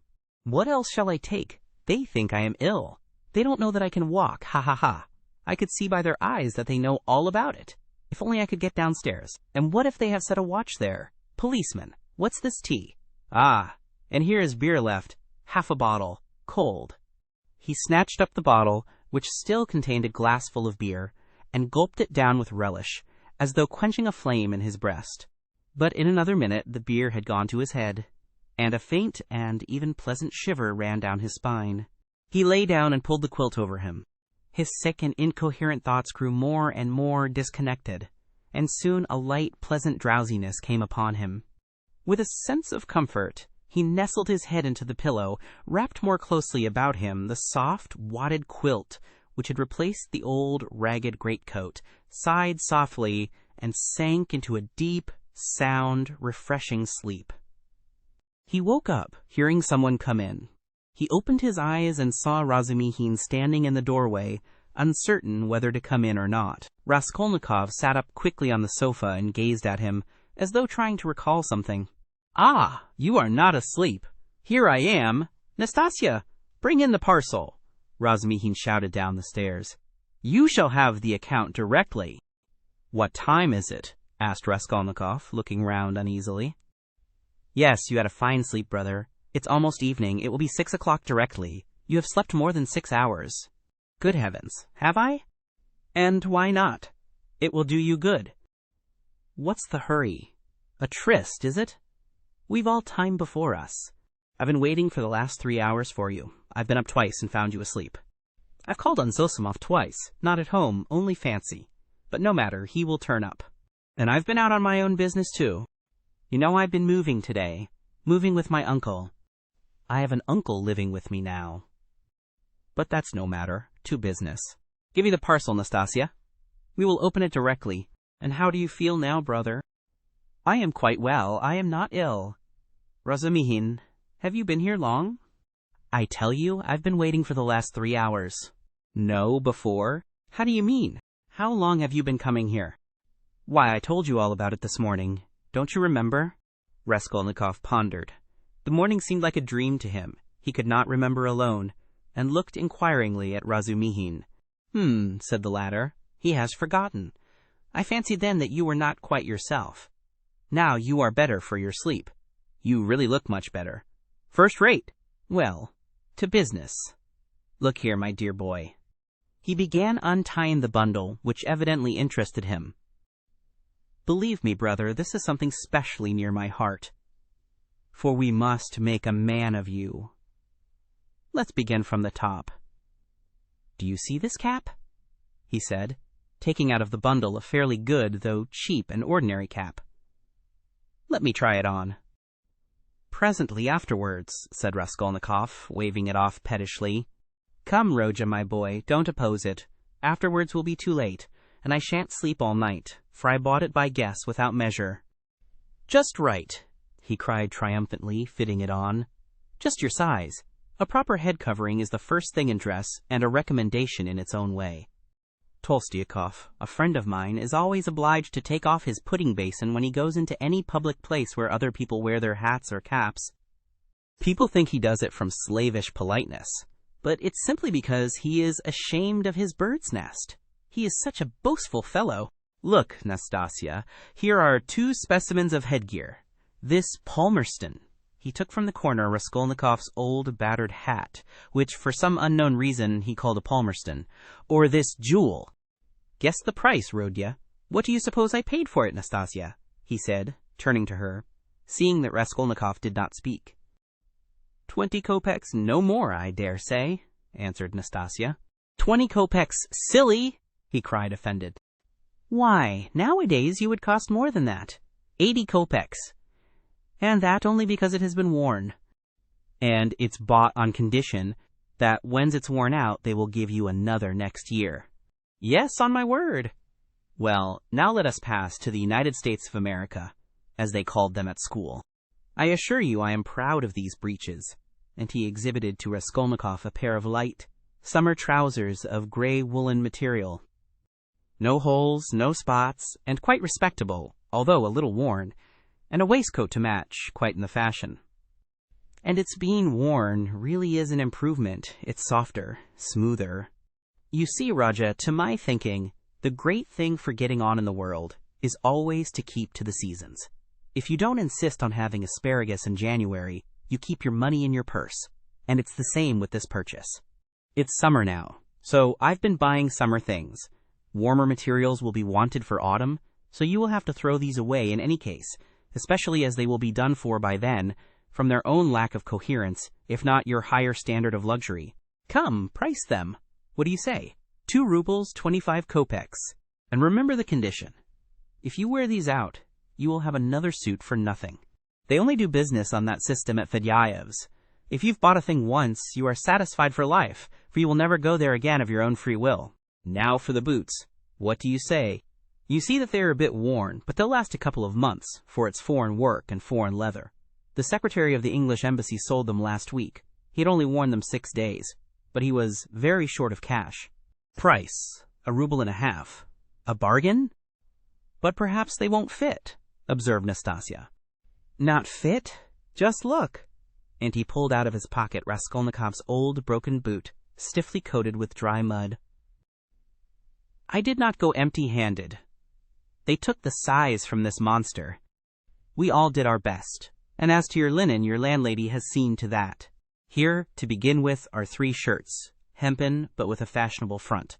Well, now then, 80 kopecks the cap, 2 rubles, 25 kopecks the suit. Together 3 rubles, 5 kopecks. 1.5 rubles for the boots. For, you see, they are very good, and that makes 4 rubles 55 kopecks. 5 rubles for the underclothes. They were bought in the lot, which makes exactly 9 rubles 55 kopecks. 45 kopecks change in coppers. Will you take it? And so, Rodya, you are set up with a complete new rig-out, for your overcoat will serve, and even has a style of its own. That comes from getting one's clothes from Sharmers. As for your socks and other things, I leave them to you. We've 25 rubles left. And as for Pashenka and paying for your lodging, don't you worry. I tell you, she'll trust you for anything. And now, brother, let me change your linen, for I dare say you will throw off your illness with your shirt. Let me be. I don't want to. Raskolnikov waved him off. He had listened with disgust to Razumihin's efforts to be playful about his purchases. Come, brother, don't tell me I've been trudging around for nothing, Razumihin insisted. Nastasya, don't be bashful, but help me, that's it. And in spite of Raskolnikov's resistance, he changed his linen. The latter sank back on the pillows and for a minute or two said nothing. It will be long before I get rid of them, he thought. What money was all that bought with? He asked at last, gazing at the wall. Money? Why, your own. What the messenger brought from Varushin, your mother sent it. Have you forgotten that too? I remember now, said Raskolnikov, after a long, sullen silence. Razumihin looked at him, frowning and uneasy. The door opened, and a tall, stout man whose appearance seemed familiar to Raskolnikov came in. Part 2, Chapter 4. Zosimov was a tall, fat man with a puffy, colorless, clean-shaven face and straight flaxen hair. He wore spectacles and a big gold ring on his fat finger. He was 27. He had on a light gray fashionable loose coat, light summer trousers, and everything about him loose, fashionable, and spick and span. His linen was irreproachable. His watch chain was massive. In manner he was slow and, as it were, nonchalant, and at the same time studiously free and easy. He made efforts to conceal his self-importance, but it was apparent at every instant. All his acquaintances found him tedious, but said he was clever at his work. I've been to you twice today, brother. You see, he's come to himself, cried Razumihin. I see. And how do we feel now, E.H.? Said Zosimov to Raskolnikov, watching him carefully, and, sitting down at the foot of the sofa, he settled himself as comfortably as he could. He is still depressed, Razumihin went on. We've just changed his linen, and he almost cried. That's very natural. You might have put it off if he did not wish it. His pulse is first-rate. Is your head still aching, E.H.? I am well. I am perfectly well, Raskolnikov declared positively and irritably. He raised himself on the sofa and looked at them with glittering eyes, but sank back onto the pillow at once and turned to the wall. Zosimov watched him intently. Very good. Going on all right, he said lazily. Has he eaten anything? They told him and asked what he might have. He may have anything. Soup, tea, mushrooms and cucumbers, of course, you must not give him. He'd better not have meat either, but no need to tell you that. Razumihin and he looked at each other. No more medicine or anything. I'll look at him again tomorrow. Perhaps today even, but never mind. Tomorrow evening I shall take him for a walk, said Razumihin. We are going to the Yusupov garden, and then to the Palais de Cristal. I would not disturb him tomorrow at all, but I don't know. A little, maybe, but we'll see. Ah, what a nuisance. I've got a housewarming party tonight. It's only a step from here. Couldn't he come? He could lie on the sofa. You are coming, Razumihin said to Zosimov. Don't forget you promised. All right, only rather later. What are you going to do? Oh, nothing. Tea, vodka, herrings. There will be a pie. Just our friends. And who? All neighbors here, almost all new friends, except my old uncle. And he is new too. He only arrived in Petersburg yesterday to see to some business of his. We meet once, in 5 years. What is he? He's been stagnating all his life as a district postmaster. Gets a little pension. He is 65. Not worth talking about. But I am fond of him. Porfiry Petrovitch, the head of the investigation department here. But you know him. Is he a relation of yours too? A very distant one. But why are you scowling? Because you quarreled once, won't you come then? I don't care a damn for him. So much the better. Well, there will be some students, a teacher, a government clerk, a musician, an officer, and Zamatov. Do tell me, please, what you or he, Zosimov nodded at Raskolnikov, can have in common with this Zamatov. Oh, you particular gentlemen, principles. You are worked by principles, as it were by springs. You won't venture to turn round on your own account. If a man is a nice fellow, that's the only principle I go upon. Zamatov is a delightful person, though he does take bribes. Well, he does. And what of it? I don't care if he does take bribes, Razumihin cried with unnatural irritability. I don't praise him for taking bribes. I only say he is a nice man in his own way. But if one looks at men in all ways, are there many good ones left? Why, I am sure I shouldn't be worth a baked onion myself, perhaps with you thrown in. That's too little. I'd give 2 for you. And I wouldn't give more than 1 for you. No more of your jokes. Zamatov is no more than a boy. I can pull his hair, and one must draw him, not repel him. You'll never improve a man by repelling him, especially a boy. One has to be twice as careful with a boy. Oh, you progressive dullards, you don't understand. You harm yourselves running another man down. But if you want to know, we really have something in common. I should like to know what. Why, it's all about a house painter. We are getting him out of a mess, though indeed there's nothing to fear now. The matter is absolutely self-evident. We only put on steam. A painter? Why, haven't I told you about it? I only told you the beginning then about the murder of the old pawnbroker woman. Well, the painter is mixed up in it. Oh, I heard about that murder before and was rather interested in it. Partly for one reason. I read about it in the papers, too. Lizaveta was murdered, too, Nastasia blurted out, suddenly addressing Raskolnikov. She remained in the room all the time, standing by the door listening. Lizaveta, murmured Raskolnikov hardly audibly. Lizaveta, who sold old clothes. Didn't you know her? She used to come here. She mended a shirt for you, too. Raskolnikov turned to the wall where, in the dirty yellow paper, he picked out one clumsy white flower with brown lines on it and began examining how many petals there were in it, how many scallops in the petals, and how many lines on them. He felt his arms and legs as lifeless as though they had been cut off. He did not attempt to move, but stared obstinately at the flower. "But what about the painter?" Zosimov interrupted Nastasia's chatter with marked displeasure. She sighed and was silent. "Why, he was accused of the murder," Razumihin went on hotly. "Was there evidence against him then?" "Evidence, indeed! Evidence that was no evidence, and that's what we have to prove. It was just as they pitched on those fellows, Koch and Pestriakov, at first. Phew, how stupidly it's all done. It makes one sick, though it's not one's business. Pestriakov may be coming tonight. By the way, Roja, you've heard about the business already. It happened before you were ill, the day before you fainted at the police office while they were talking about it." Zosimov looked curiously at Raskolnikov. He did not stir. "But I say, Razumihin, I wonder at you. What a busybody you are," Zosimov observed. "Maybe I am, but we will get him off anyway," shouted Razumihin, bringing his fist down on the table. "What's the most offensive is not their lying. One can always forgive lying. Lying is a delightful thing, for it leads to truth. What is offensive is that they lie and worship their own lying. I respect Porfiry, but what threw them out at first?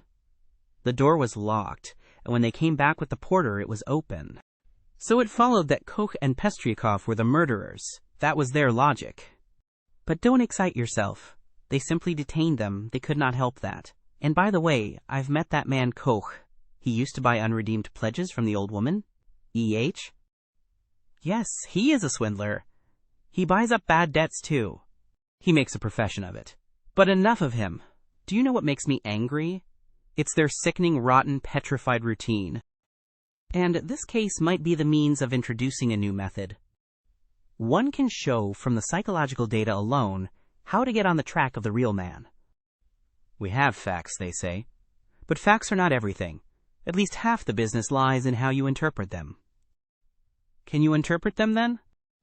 Anyway, one can't hold one's tongue when one has a feeling, a tangible feeling that one might be a help if only... E.H. Do you know the details of the case? I am waiting to hear about the painter. Oh, yes. Well, here's the story. Early on the third day after the murder, when they were still dandling Koch and Pestriakov, though they accounted for every step they took, and it was as plain as a pikestaff, an unexpected fact turned up. A peasant called Dushkin, who keeps a dram shop facing the house, brought to the police office a jeweler's case containing some gold earrings and told a long rigmarole. The day before yesterday, just after 8 o'clock, mark the day and the hour, a journeyman house painter, Nikolai, who had been in to see me already that day, brought me this box of gold earrings and stones and asked me to give him 2 rubles for them. When I asked him where he got them, he said that he picked them up in the street. I did not ask him anything more. I am telling you Dushkin's story. I gave him a note, a ruble that is, for I thought if he did not pawn it with me, he would with another. It would all come to the same thing. He'd spend it on drink, so the thing had better be with me. The further you hide it, the quicker you will find it, and if anything turns up, if I hear any rumors, I'll take it to the police. Of course, that's all taradiddle. He lies like a horse. For I know this Dushkin. He is a pawnbroker and a receiver of stolen goods, and he did not cheat Nikolai out of a 30-ruble trinket in order to give it to the police. He was simply afraid. But no matter. To return to Dushkin's story, I've known this peasant Nikolai Dementiev from a child. He comes from the same province and district of Zadaisk. We are both Ryazan men. And though Nikolai is not a drunkard, he drinks, and I knew he had a job in that house, painting work with Dmitri, who comes from the same village too. Soon as he got the ruble, he changed it, had a couple of glasses, took his change, and went out. But I did not see Dmitri with him then. And the next day I heard that someone had murdered Alyona Ivanovna and her sister Lizaveta Ivanovna with an axe. I knew them, and I felt suspicious about the earrings at once, for I knew the murdered woman lent money on pledges. I went to the house and began to make careful inquiries without saying a word to anyone. First of all I asked, "Is Nikolai here?" Dmitri told me that Nikolai had gone off on the spree. He had come home at daybreak drunk, stayed in the house about 10 minutes, and went out again. Dmitri didn't see him again and is finishing the job alone. And their job is on the same staircase as the murder, on the 2nd floor. When I heard all that, I did not say a word to anyone. That's Dushkin's tale. But I found out what I could about the murder, and went home feeling as suspicious as ever. And at 8 o'clock this morning, that was the 3rd day, you understand, I saw Nikolai coming in, not sober, though not to say very drunk. He could understand what was said to him. He sat down on the bench and did not speak. There was only one stranger in the bar and a man I knew asleep on a bench and our 2 boys. "Have you seen Dmitri?" said I. "No, I haven't," said he. "And you've not been here either?" "Not since the day before yesterday," said he. "And where did you sleep last night?" "In Pesky, with the Kolomensky men." "And where did you get those earrings?" I asked. "I found them in the street."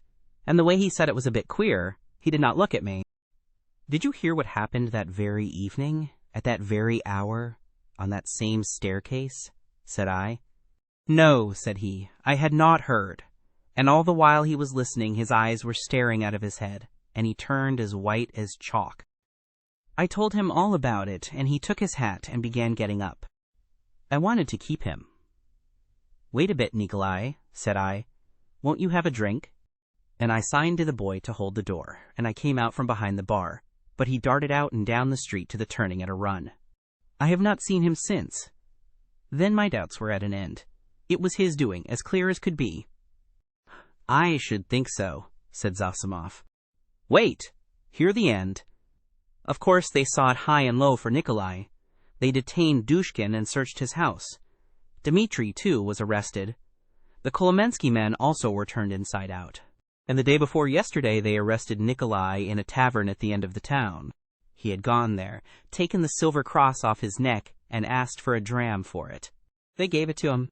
A few minutes afterwards, the woman went to the cowshed, and through a crack in the wall she saw in the stable adjoining he had made a noose of his sash from the beam, stood on a block of wood, and was trying to put his neck in the noose.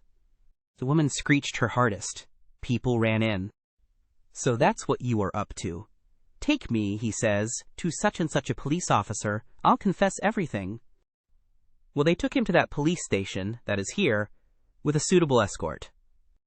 So they asked him this and that, how old he is, 22, and so on.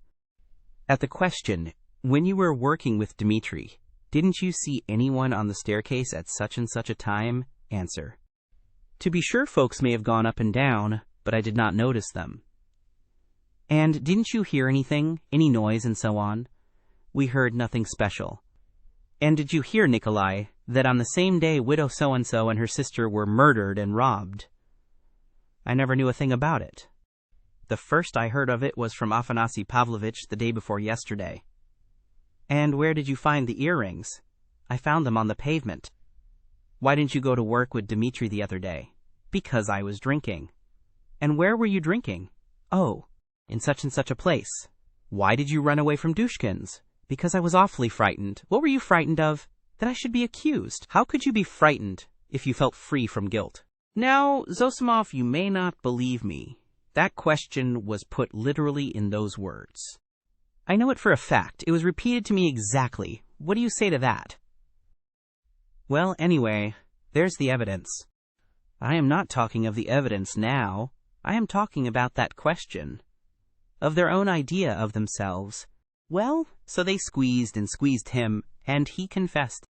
I did not find it in the street, but in the flat where I was painting with Dmitri. And how was that? Why, Dmitri and I were painting there all day, and we were just getting ready to go, and Dmitri took a brush and painted my face, and he ran off and I after him. I ran after him, shouting my hardest, and at the bottom of the stairs I ran right against the porter and some gentlemen. And how many gentlemen were there? I don't remember. And the porter swore at me, and the other porter swore too, and the porter's wife came out, and swore at us too. And a gentleman came into the entry with a lady, and he swore at us too, for Dmitri and I lay right across the way. I got hold of Dmitri's hair and knocked him down and began beating him. And Dmitri too caught me by the hair and began beating me. But we did it all, not for temper, but in a friendly way, for sport. And then Dmitri escaped and ran into the street, and I ran after him. But I did not catch him and went back to the flat alone. I had to clear up my things. I began putting them together, expecting Dmitri to come, and there in the passage, in the corner by the door, I stepped on the box. I saw it lying there wrapped up in paper. I took off the paper, saw some little hooks, undid them, and in the box were the earrings. Behind the door? Lying behind the door? Behind the door? Raskolnikov cried suddenly, staring with a blank look of terror at Razumihin, and he slowly sat up on the sofa, leaning on his hand. Yes, why? What's the matter? What's wrong? Razumihin, too, got up from his seat. Nothing, Raskolnikov answered faintly, turning to the wall. All were silent for a while. He must have waked from a dream, Razumihin said at last, looking inquiringly at Zossimov. The latter slightly shook his head. Well, go on, said Zossimov. What next? What next? As soon as he saw the earrings, forgetting Dmitri and everything, he took up his cap and ran to Dushkin and, as we know, got a ruble from him. He told a lie, saying he found them in the street and went off drinking. He keeps repeating his old story about the murder. I know nothing of it, never heard of it till the day before yesterday. And why didn't you come to the police till now? I was frightened. And why did you try to hang yourself? From anxiety. What anxiety? That I should be accused of it. Well, that's the whole story. And now what do you suppose they deduced from that? Why, there's no supposing. There's a clue, such as it is, a fact. You wouldn't have your painter set free? Now they've simply taken him for the murderer. They haven't a shadow of doubt. That's nonsense. You are excited. But what about the earrings? You must admit that if on the very same day and hour earrings from the old woman's box have come into Nikolai's hands, they must have come there somehow. That's a good deal in such a case. How did they get there? How did they get there? Cried Razumihin. How can you, a doctor, whose duty it is to study man, and who has more opportunity than anyone else for studying human nature, how can you fail to see the character of the man and the whole story? Don't you see at once that the answers he has given in the examination are the holy truth? They came into his hand precisely as he has told us. He stepped on the box and picked it up. The holy truth. But didn't he own himself that he told a lie at first? Listen to me, listen attentively. The porter, and Koch, and Pestryakov, and the other porter, and the wife of the first porter, and the woman who was sitting in the porter's lodge, and the man Kryukov, who had just got out of a cab at that minute and went in at the entry with a lady on his arm. That is, 8 or 10 witnesses, agree that Nikolai had Dmitri on the ground, was lying on him, beating him, while Dmitri hung onto his hair, beating him too. They lay right across the way, blocking the thoroughfare. They were sworn at on all sides, while they, like children, the very words of the witnesses, were falling over one another, squealing, fighting, and laughing with the funniest faces, and chasing one another like children. They ran into the street. Now take careful note.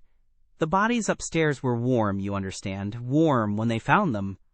If they, or Nikolai alone, had murdered them and broken open the boxes, or simply taken part in the robbery, allow me to ask you one question.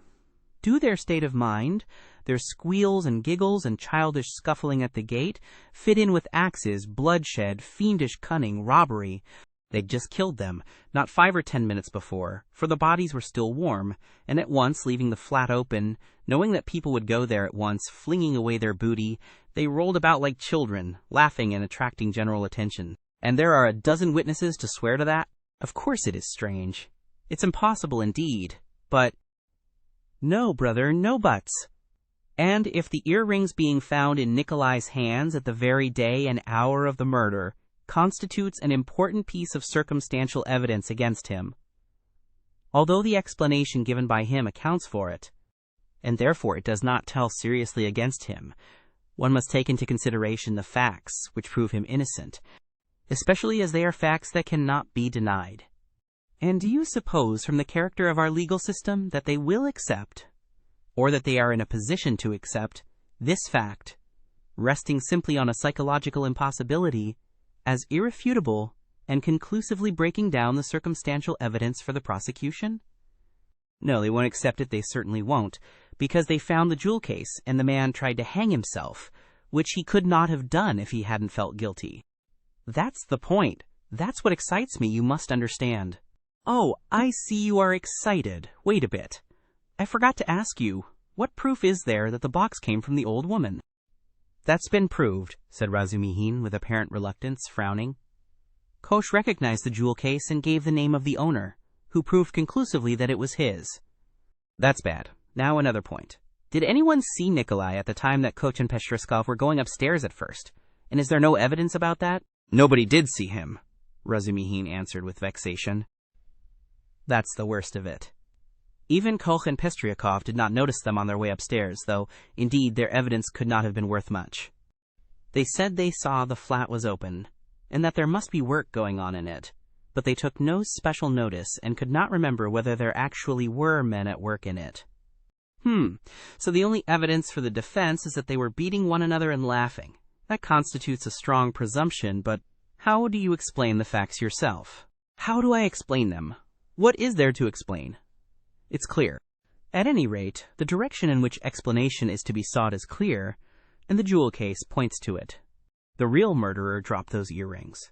The murderer was upstairs, locked in, when Koch and Peshtrikov knocked at the door. Koch, like an ass, did not stay at the door, so the murderer popped out and ran down too, for he had no other way of escape. He hid from Koch, Peshtrikov, and the porter in the flat, when Nikolai and Dmitri had just run out of it. He stopped there while the porter and others were going upstairs, waited till they were out of hearing, and then went calmly downstairs at the very minute when Dmitri and Nikolai ran out into the street, and there was no one in the entry. Possibly he was seen, but not noticed. There are lots of people going in and out. He must have dropped the earrings out of his pocket when he stood behind the door, and did not notice he dropped them, because he had other things to think of. The jewel case is a conclusive proof that he did stand there. That's how I explain it. Too clever! No, my boy, you're too clever. That beats everything. But why? Why? Why, because everything fits too well. It's too melodramatic. A-A-C-H! Razumihin was exclaiming. But at that moment the door opened, and a personage came in who was a stranger to all present. Part 2, Chapter 5. This was a gentleman no longer young, of a stiff and portly appearance and a cautious and sour countenance. He began by stopping short in the doorway, staring about him with offensive and undisguised astonishment, as though asking himself what sort of place he had come to. Mistrustfully, and with an affectation of being alarmed and almost affronted, he scanned Raskolnikov's low and narrow cabin. With the same amazement he stared at Raskolnikov, who lay undressed, disheveled, unwashed, on his miserable dirty sofa, looking fixedly at him. Then, with the same deliberation, he scrutinized the uncouth, unkempt figure and unshaven face of Razumihin, who looked him boldly and inquiringly in the face without rising from his seat. A constrained silence lasted for a couple of minutes, and then, as might be expected, some scene-shifting took place. Reflecting, probably from certain fairly unmistakable signs, that he would get nothing in this cabin by attempting to overawe them, the gentleman softened somewhat, and civilly, though with some severity, emphasizing every syllable of his question, addressed Zosimov. Rodion Romanovich Raskolnikov, a student, or formerly a student? Zosimov made a slight movement, and would have answered had not Razumihin anticipated him. Here he is, lying on the sofa. What do you want? This familiar "what do you want" seemed to cut the ground from the feet of the pompous gentleman. He was turning to Razumihin, but checked himself in time, and turned to Zosimov again. This is Raskolnikov, mumbled Zosimov, nodding towards him. Then he gave a prolonged yawn, opening his mouth as wide as possible. Then he lazily put his hand into his waistcoat pocket, pulled out a huge gold watch in a round hunter's case, opened it, looked at it, and as slowly and lazily proceeded to put it back. Raskolnikov himself lay without speaking, on his back, gazing persistently, though without understanding, at the stranger. Now that his face was turned away from the strange flower on the paper, it was extremely pale and wore a look of anguish, as though he had just undergone an agonizing operation or just been taken from the rack. But the newcomer gradually began to arouse his attention, then his wonder, then suspicion, and even alarm. When Zosimov said, "This is Raskolnikov," he jumped up quickly, sat on the sofa, and with an almost defiant but weak and breaking voice articulated, "Yes, I am Raskolnikov. What do you want?" The visitor scrutinized him and pronounced impressively, "Fyodor Petrovitch Luzhin. I believe I have reason to hope that my name is not wholly unknown to you?" But Raskolnikov, who had expected something quite different, gazed blankly and dreamily at him, making no reply, as though he heard the name of Pyotr Petrovitch for the first time. "Is it possible that you can up to the present have received no information?" asked Pyotr Petrovitch, somewhat disconcerted. In reply, Raskolnikov sank languidly back on the pillow, put his hands behind his head, and gazed at the ceiling. A look of dismay came into Luzhin's face. Zosimov and Razumhin stared at him more inquisitively than ever, and at last he showed unmistakable signs of embarrassment. "I had presumed and calculated," he faltered, "that a letter posted more than 10 days, if not a fortnight ago." "I say, why are you standing in the doorway?" Razumhin interrupted suddenly. "If you've something to say, sit down. Nastasya and you are so crowded. Nastasya, make room. Here's a chair. Thread your way in." He moved his chair back from the table, made a little space between the table and his knees, and waited in a rather cramped position for the visitor to thread his way in. The minute was so chosen that it was impossible to refuse, and the visitor squeezed his way through, hurrying and stumbling. Reaching the chair, he sat down, looking suspiciously at Razumhin. "No need to be nervous," the latter blurted out. "Rodya has been ill for the last 5 days and delirious for 3, but now he is recovering and has got an appetite. This is his doctor, who has just had a look at him. I am a comrade of Rodya's, like him, formerly a student, and now I am nursing him, so don't you take any notice of us, but go on with your business." "Thank you. But shall I not disturb the invalid by my presence and conversation?" Pyotr Petrovitch asked of Zosimov. "No," mumbled Zosimov. "You may amuse him." He yawned again. "He has been conscious a long time, since the morning," went on Razumhin, whose familiarity seemed so much like unaffected good nature that Pyotr Petrovitch began to be more cheerful, partly, perhaps, because this shabby and impudent person had introduced himself as a student. "Your mamma?" began Luzhin. Razumhin cleared his throat loudly. Luzhin looked at him inquiringly. "That's all right, go on." Luzhin shrugged his shoulders. "Your mamma had commenced a letter to you while I was sojourning in her neighborhood. On my arrival here, I purposely allowed a few days to elapse before coming to see you, in order that I might be fully assured that you were in full possession of the tidings. But now, to my astonishment—" I know, Raskolnikov cried suddenly with impatient vexation. "So you are the fiancé? I know, and that's enough." There was no doubt about Pyotr Petrovitch's being offended this time, but he said nothing. He made a violent effort to understand what it all meant. There was a moment's silence. Meanwhile, Raskolnikov, who had turned a little towards him when he answered, began suddenly staring at him again with marked curiosity, as though he had not had a good look at him yet, or as though something new had struck him. He rose from his pillow on purpose to stare at him.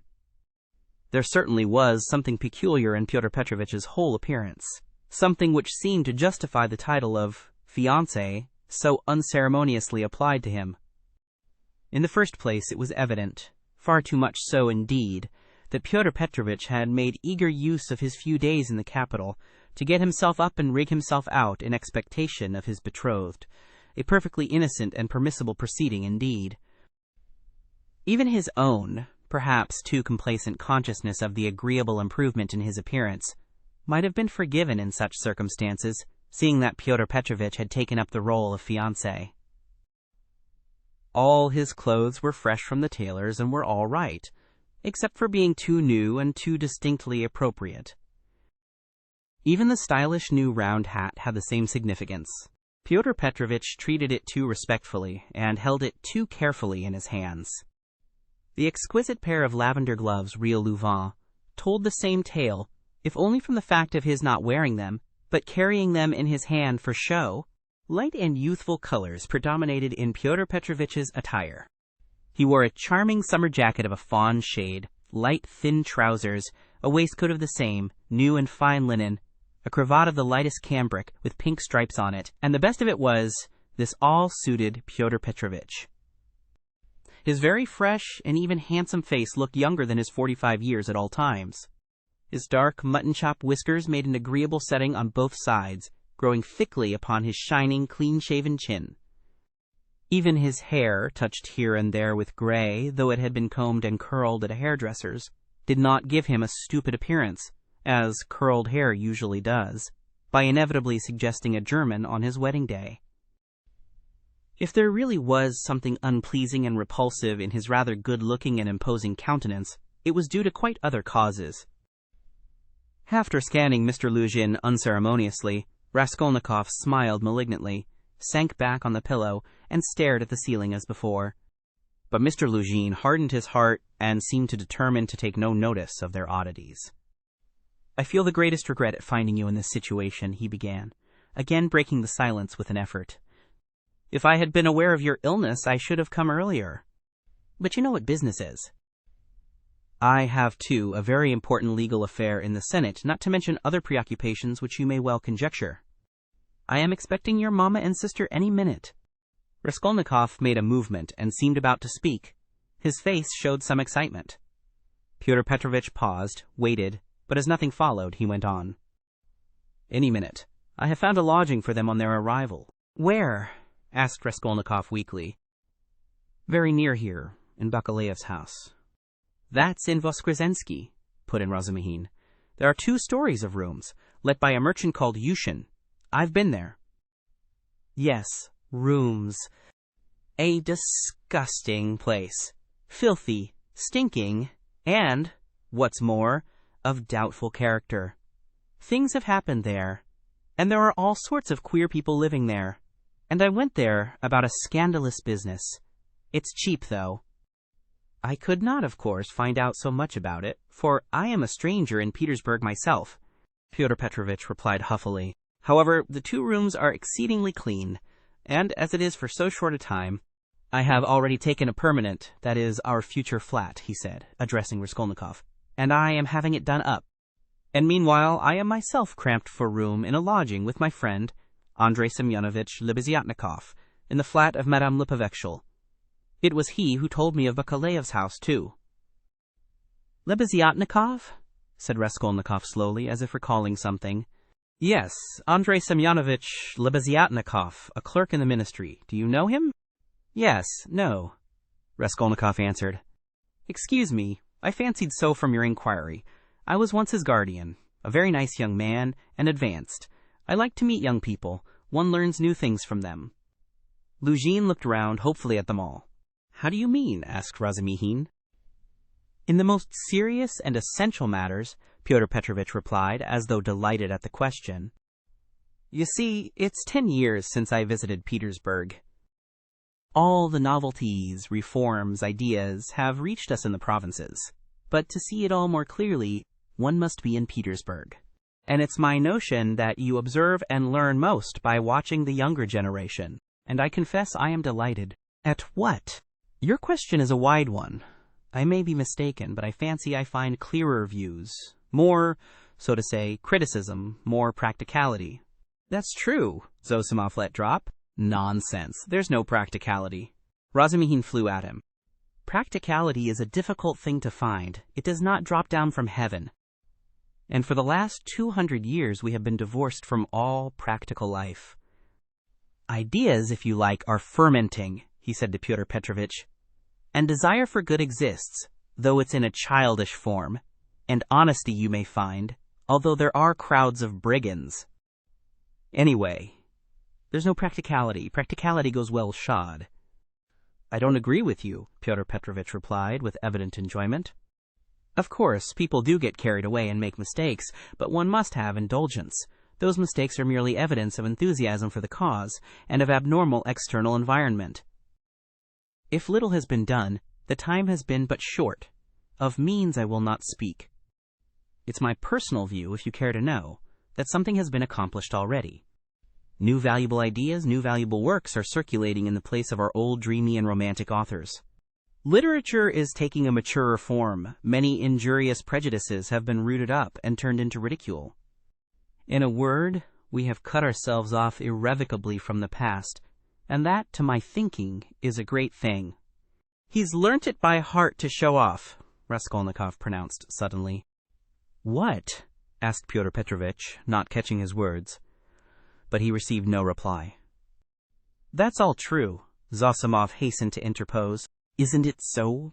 Pyotr Petrovitch went on, glancing affably at Zosimov. You must admit, he went on, addressing Razumihin with a shade of triumph and superciliousness. He almost added, young man, that there is an advance, or, as they say now, progress in the name of science and economic truth. A commonplace. No, not a commonplace.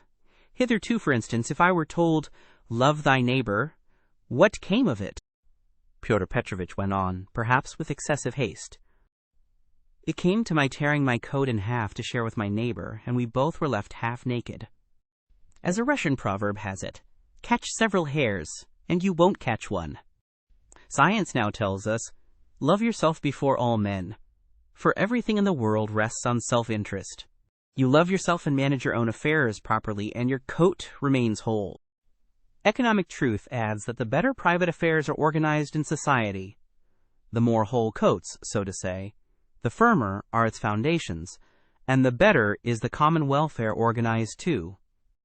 Therefore, in acquiring wealth solely and exclusively for myself, I am acquiring, so to speak, for all, and helping to bring to pass my neighbors getting a little more than a torn coat, and that not from private personal liberality, but as a consequence of the general advance.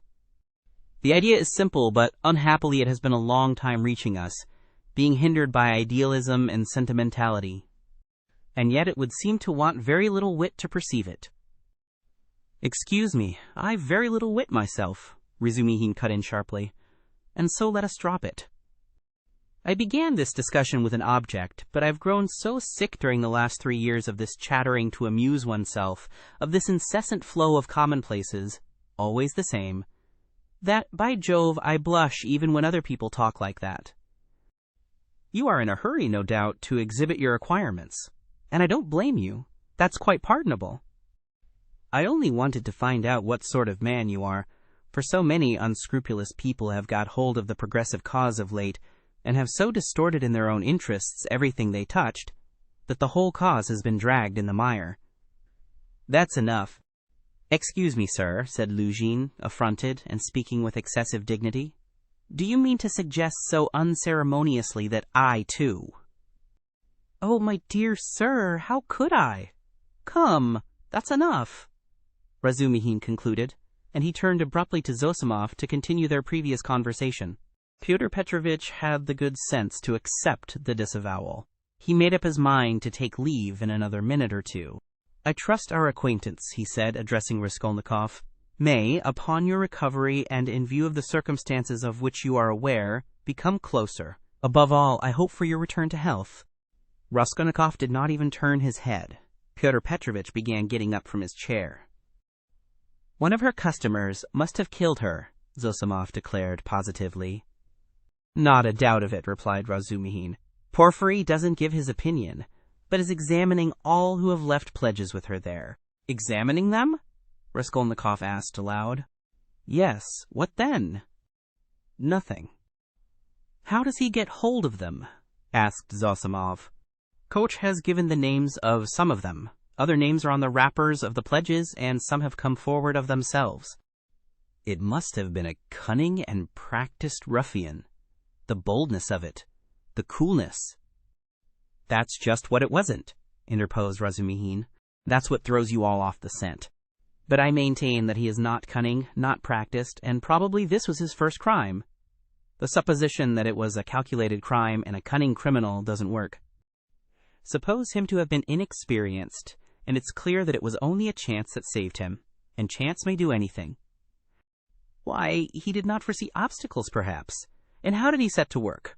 He took jewels worth 10 or 20 rubles, stuffing his pockets with them, ransacked the old woman's trunks, her rags, and they found 1,500 rubles, besides notes, in a box in the top drawer of the chest. He did not know how to rob. He could only murder. It was his first crime, I assure you, his first crime. He lost his head. And he got off more by luck than good counsel. You are talking of the murder of the old pawnbroker, I believe? Pyotr Petrovitch put in, addressing Zosimov. He was standing, hat and gloves in hand, but before departing he felt disposed to throw off a few more intellectual phrases. He was evidently anxious to make a favorable impression, and his vanity overcame his prudence. "Yes.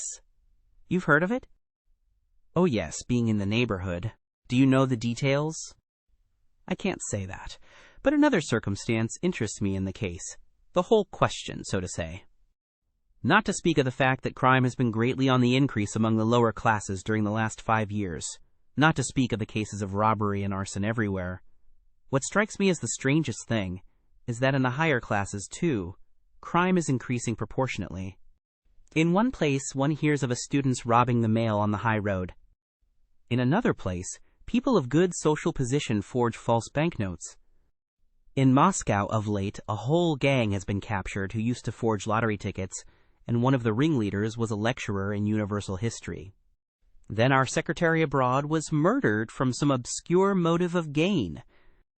And if this old woman, the pawnbroker, has been murdered by someone of a higher class in society, for peasants don't pawn gold trinkets, how are we to explain this demoralization of the civilized part of our society?" "There are many economic changes," put in Zosimov. "How are we to explain it?" Razumihin caught him up. "It might be explained by our inveterate impracticality." "How do you mean?" "What answer had your lecturer in Moscow to make to the question why he was forging notes? Everybody is getting rich one way or another, so I want to make haste to get rich too. I don't remember the exact words, but the upshot was that he wants money for nothing, without waiting or working. We've grown used to having everything ready-made, to walking on crutches, to having our food chewed for us. Then the great hour struck, and every man showed himself in his true colors. But morality, and so to speak, principles. But why do you worry about it?" Raskolnikov interposed suddenly. "It's in accordance with your theory." "In accordance with my theory? Why, carry out logically the theory you were advocating just now, and it follows that people may be killed." "Upon my word," cried Luzhin. "No, that's not so," put in Zosimov. Raskolnikov lay with a white face and twitching upper lip, breathing painfully. "There's a measure in all things," Luzhin went on superciliously. "Economic ideas are not an incitement to murder, and one has but to suppose." "And is it true?" Raskolnikov interposed once more suddenly, again in a voice quivering with fury and delight in insulting him. "Is it true that you told your fiancée, within an hour of her acceptance, that what pleased you most was that she was a beggar, because it was better to raise a wife from poverty, so that you may have complete control over her, and reproach her with your being her benefactor?" "Upon my word," Luzhin cried wrathfully and irritably, crimson with confusion, "to distort my words in this way." "Excuse me. Allow me to assure you that the report which has reached you, or rather, let me say, has been conveyed to you, has no foundation in truth, and I suspect who, in a word, this arrow. In a word, your mamma. She seemed to me in other things, with all her excellent qualities, of a somewhat high-flown and romantic way of thinking. But I was 1,000 miles from supposing that she would misunderstand and misrepresent things in so fanciful a way. And indeed, I tell you what," cried Raskolnikov, raising himself on his pillow and fixing his piercing, glittering eyes upon him. "I tell you what." "What?" Luzhin stood still, waiting with a defiant and offended face. Silence lasted for some seconds. "Why, if ever again you dare to mention a single word about my mother, I shall send you flying downstairs." "What's the matter with you?" cried Razumihin. "So that's how it is?" Luzhin turned pale and bit his lip. "Let me tell you, sir," he began deliberately, doing his utmost to restrain himself but breathing hard. "At the first moment I saw you, you were ill-disposed to me, but I remained here on purpose to find out more. I could forgive a great deal in a sick man and a connection, but you, never after this." "I am not ill," cried Raskolnikov. "So much the worse." "Go to hell." But Luzhin was already leaving without finishing his speech, squeezing between the table and the chair. Razumihin got up this time to let him pass. Without glancing at anyone, and not even nodding to Zosimov, who had for some time been making signs to him to let the sick man alone, he went out, lifting his hat to the level of his shoulders to avoid crushing it as he stooped to go out of the door. And even the curve of his spine was expressive of the horrible insult he had received. "How could you? How could you?" Razumihin said, shaking his head in perplexity. "Let me alone. Let me alone, all of you," Raskolnikov cried in a frenzy. "Will you ever leave off tormenting me? I am not afraid of you. I am not afraid of anyone now. Get away from me. I want to be alone, alone, alone." "Come along," said Zosimov, nodding to Razumihin. "But we can't leave him like this." "Come along," Zosimov repeated insistently, and he went out. Razumihin thought a minute and ran to overtake him. "It might be worse not to obey him," said Zosimov on the stairs. He mustn't be irritated. "What's the matter with him? If only he could get some favorable shock, that's what would do it. At first he was better. You know he has got something on his mind, some fixed idea weighing on him. I am very much afraid so. He must have. Perhaps it's that gentleman, Pyotr Petrovitch. From his conversation, I gather he is going to marry his sister, and that he had received a letter about it just before his illness. Yes, confound the man. He may have upset the case altogether, but have you noticed? He takes no interest in anything. He does not respond to anything except one point on which he seems excited. That's the murder? Yes, Razumihin agreed. I noticed that too. He is interested, frightened. It gave him a shock on the day he was ill in the police office. He fainted. Tell me more about that this evening, and I'll tell you something afterwards. He interests me very much. In half an hour, I'll go and see him again. There'll be no inflammation, though. Thanks, and I'll wait with Pashenka meantime, and we'll keep watch on him through Nastasia. Raskolnikov, left alone, looked with impatience and misery at Nastasia, but she still lingered. Won't you have some tea now? She asked. Later! I am sleepy. Leave me. He turned abruptly to the wall. Nastasia went out. Part 2, Chapter 6. But as soon as she went out, he got up, latched the door, undid the parcel which Razumihin had brought in that evening, and had tied up again, and began dressing. Strange to say, he seemed immediately to have become perfectly calm, not a trace of his recent delirium, nor of the panic fear that had haunted him of late. It was the first moment of a strange, sudden calm. His movements were precise and definite. A firm purpose was evident in them. Today, he muttered to himself. He understood that he was still weak, but his intense spiritual concentration gave him strength and self-confidence. He hoped, moreover, that he would not fall down in the street.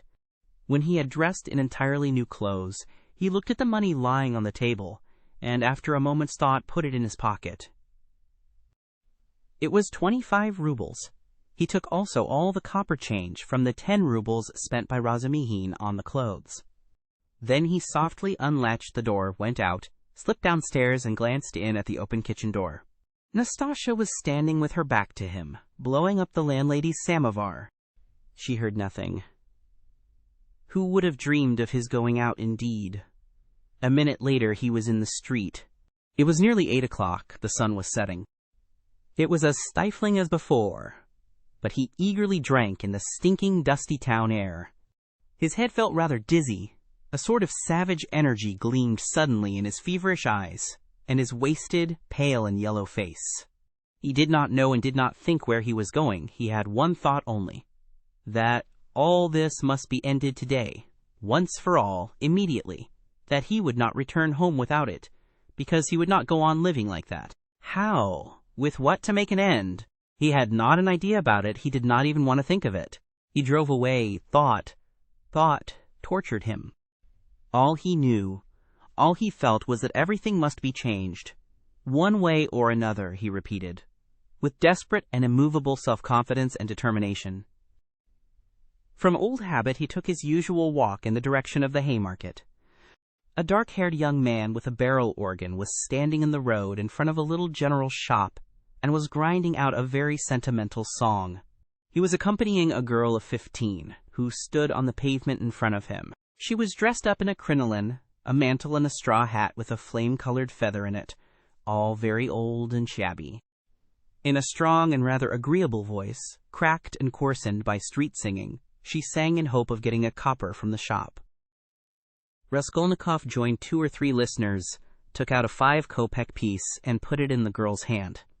She broke off abruptly on a sentimental high note, shouted sharply to the organ grinder, "Come on!" and both moved on to the next shop. "Do you like street music?" said Raskolnikov, addressing a middle-aged man standing idly by him. The man looked at him, startled and wondering. "I love to hear singing to a street organ," said Raskolnikov, and his manner seemed strangely out of keeping with the subject. "I like it on cold, dark, damp autumn evenings. They must be damp. When all the passers-by have pale green, sickly faces, or better still, when wet snow is falling straight down. When there's no wind, you know what I mean, and the street lamps shine through it." "I don't know. Excuse me," muttered the stranger, frightened by the question and Raskolnikov's strange manner, and he crossed over to the other side of the street.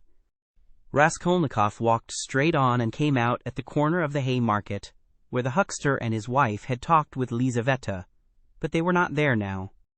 Recognizing the place, he stopped, looked round, and addressed a young fellow in a red shirt who stood gaping before a corn chandler's shop. "Isn't there a man who keeps a booth with his wife at this corner?" "All sorts of people keep booths here," answered the young man, glancing superciliously at Raskolnikov. "What's his name?" "What he was christened." "Aren't you a Zaraysky man, too?" "Which province?" The young man looked at Raskolnikov again. "It's not a province, Your Excellency, but a district. Graciously forgive me, Your Excellency. Is that a tavern at the top there?" "Yes, it's an eating house, and there's a billiard room, and you'll find princesses there, too. La." Raskolnikov crossed the square. In that corner, there was a dense crowd of peasants.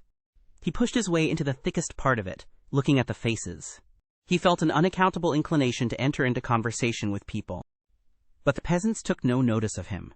They were all shouting in groups together. He stood and thought a little and took a turning to the right in the direction of V. He had often crossed that little street which turns at an angle, leading from the marketplace to Sadovy Street. Of late he had often felt drawn to wander about this district, when he felt depressed that he might feel more so. Now he walked along, thinking of nothing. At that point there is a great block of buildings, entirely let out in dram shops and eating houses. Women were continually running in and out, bareheaded and in their indoor clothes. Here and there they gathered in groups, on the pavement, especially about the entrances to various festive establishments in the lower stories. From one of these a loud din, sounds of singing, the tinkling of a guitar and shouts of merriment, floated into the street. A crowd of women were thronging round the door. Some were sitting on the steps, others on the pavement, others were standing talking. A drunken soldier, smoking a cigarette, was walking near them in the road, swearing. He seemed to be trying to find his way somewhere, but had forgotten where. One beggar was quarreling with another, and a man dead drunk was lying right across the road. Raskolnikov joined the throng of women, who were talking in husky voices. They were bareheaded and wore cotton dresses and goatskin shoes. There were women of 40 and some not more than 17. Almost all had blackened eyes. He felt strangely attracted by the singing and all the noise and uproar in the saloon below.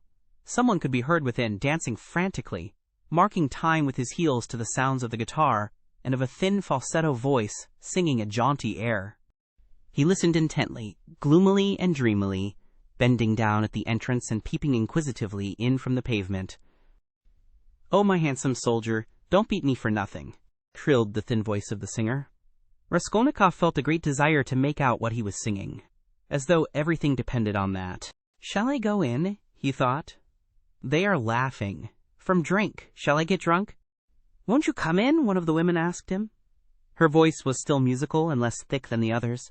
She was young and not repulsive, the only one of the group. "Why, she's pretty," he said, drawing himself up and looking at her. She smiled, much pleased at the compliment. "You're very nice-looking yourself," she said. "Isn't he thin, though?" observed another woman in a deep bass. "Have you just come out of a hospital?" "They're all generals' daughters, it seems, but they have all snub noses," interposed a tipsy peasant with a sly smile on his face, wearing a loose coat. See how jolly they are? Go along with you. I'll go, sweetie. And he darted down into the saloon below. Raskolnikov moved on. I say, sir, the girl shouted after him. What is it? She hesitated. I'll always be pleased to spend an hour with you, kind gentleman, but now I feel shy. Give me 6 kopecks for a drink, there's a nice young man. Raskolnikov gave her what came first. 15 kopecks. Ah, what a good-natured gentleman. What's your name?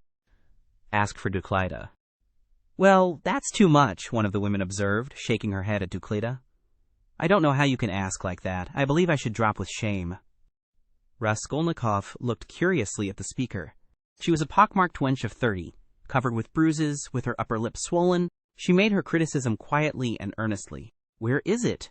Thought Raskolnikov. Where is it I've read that someone condemned to death says or thinks, an hour before his death, that if he had to live on some high rock, on such a narrow ledge that he'd only room to stand, and the ocean, everlasting darkness, everlasting solitude, everlasting tempest around him, if he had to remain standing on a square yard of space all his life, 1,000 years, eternity, it were better to live so than to die at once. Only to live and live. Life, whatever it may be. How true it is. Good God, how true. Man is a vile creature. And vile is he who calls him vile for that, he added a moment later. He went into another street. Bah! The Palais de Cristal! Razumihin was just talking of the Palais de Cristal. But what on earth was it I wanted? Yes, the newspapers. Zosimov said he'd read it in the papers. Have you the papers? He asked, going into a very spacious and positively clean restaurant, consisting of several rooms, which were, however, rather empty. 2 or 3 people were drinking tea, and in a room further away were sitting 4 men drinking champagne. Raskolnikov fancied that Zametov was one of them, but he could not be sure at that distance. What if it is? He thought. Will you have vodka? Asked the waiter. Give me some tea and bring me the papers, the old ones for the last 5 days, and I'll give you something. Yes, sir, here's today's. No vodka? The old newspapers and the tea were brought. Raskolnikov sat down and began to look through them. Oh, damn. These are the items of intelligence. An accident on a staircase, spontaneous combustion of a shopkeeper from alcohol, a fire in Pesky, a fire in the Petersburg quarter, another fire in the Petersburg quarter, and another fire in the Petersburg quarter.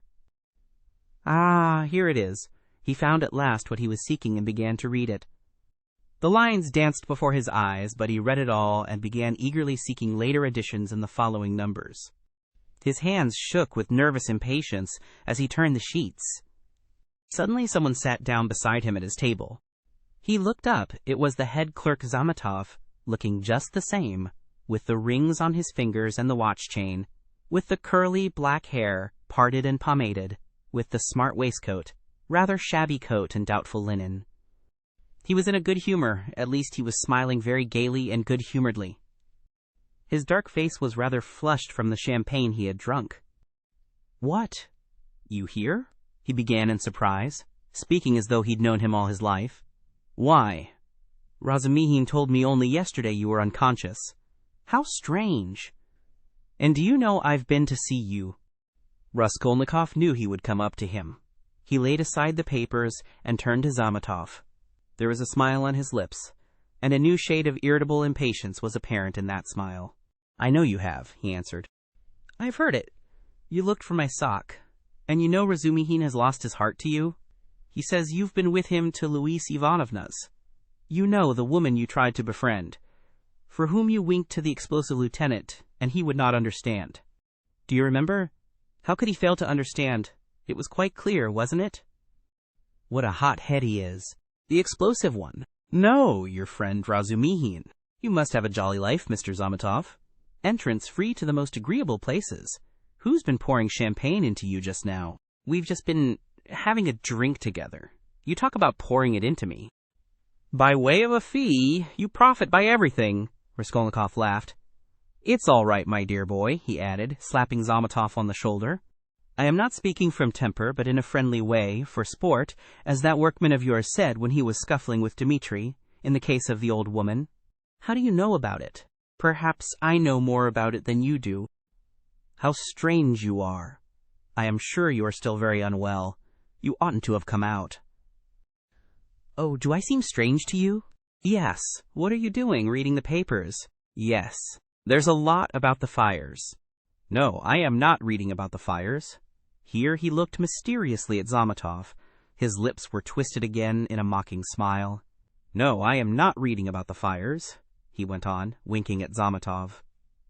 But confess now, my dear fellow, you're awfully anxious to know what I am reading about. I am not in the least. Mayn't I ask a question? Why do you keep on? Listen, you are a man of culture and education. I was in the 6th class at the gymnasium, said Zametov with some dignity. 6th class? Ah, my cock-sparrow.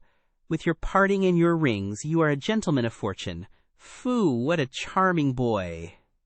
Here Raskolnikov broke into a nervous laugh right in Zametov's face. The latter drew back, more amazed than offended. Phoo, how strange you are, Zametov repeated very seriously. I can't help thinking you are still delirious. I am delirious? You are fibbing, my cock-sparrow. So I am strange? You find me curious, do you? Yes, curious. Shall I tell you what I was reading about, what I was looking for? See what a lot of papers I've made them bring me. Suspicious, E.H. Well, what is it? You prick up your ears? How do you mean? Prick up my ears. I'll explain that afterwards, but now, my boy, I declare to you. No. Better, I confess. No, that's not right either. I make a deposition and you take it. I depose that I was reading, that I was looking and searching. He screwed up his eyes and paused. I was searching, and came here on purpose to do it, for news of the murder of the old pawnbroker woman, he articulated at last, almost in a whisper, bringing his face exceedingly close to the face of Zametov. Zametov looked at him steadily, without moving or drawing his face away. What struck Zametov afterwards as the strangest part of it all was that silence followed for exactly a minute, and that they gazed at one another all the while. What if you have been reading about it? He cried at last, perplexed and impatient. That's no business of mine. What of it? The same old woman, Raskolnikov went on in the same whisper, not heeding Zametov's explanation, about whom you were talking in the police office, you remember, when I fainted. Well, do you understand now? What do you mean? Understand? What?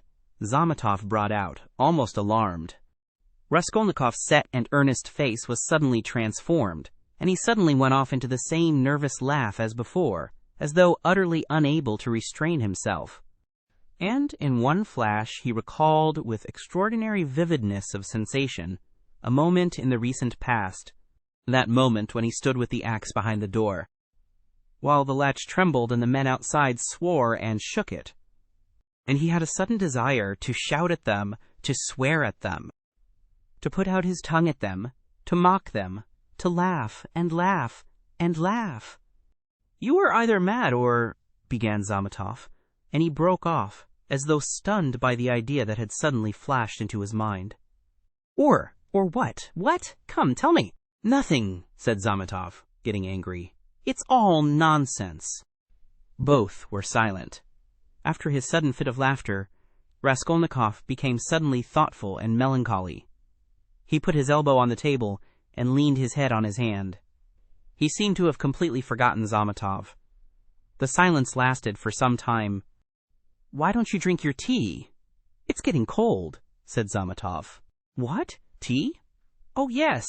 Raskolnikov sipped the glass, put a morsel of bread in his mouth, and, suddenly looking at Zametov, seemed to remember everything, and pulled himself together.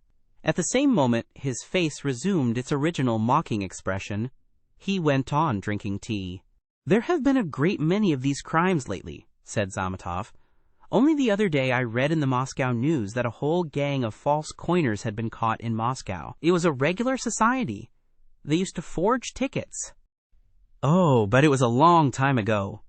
I read about it a month ago, Raskolnikov answered calmly.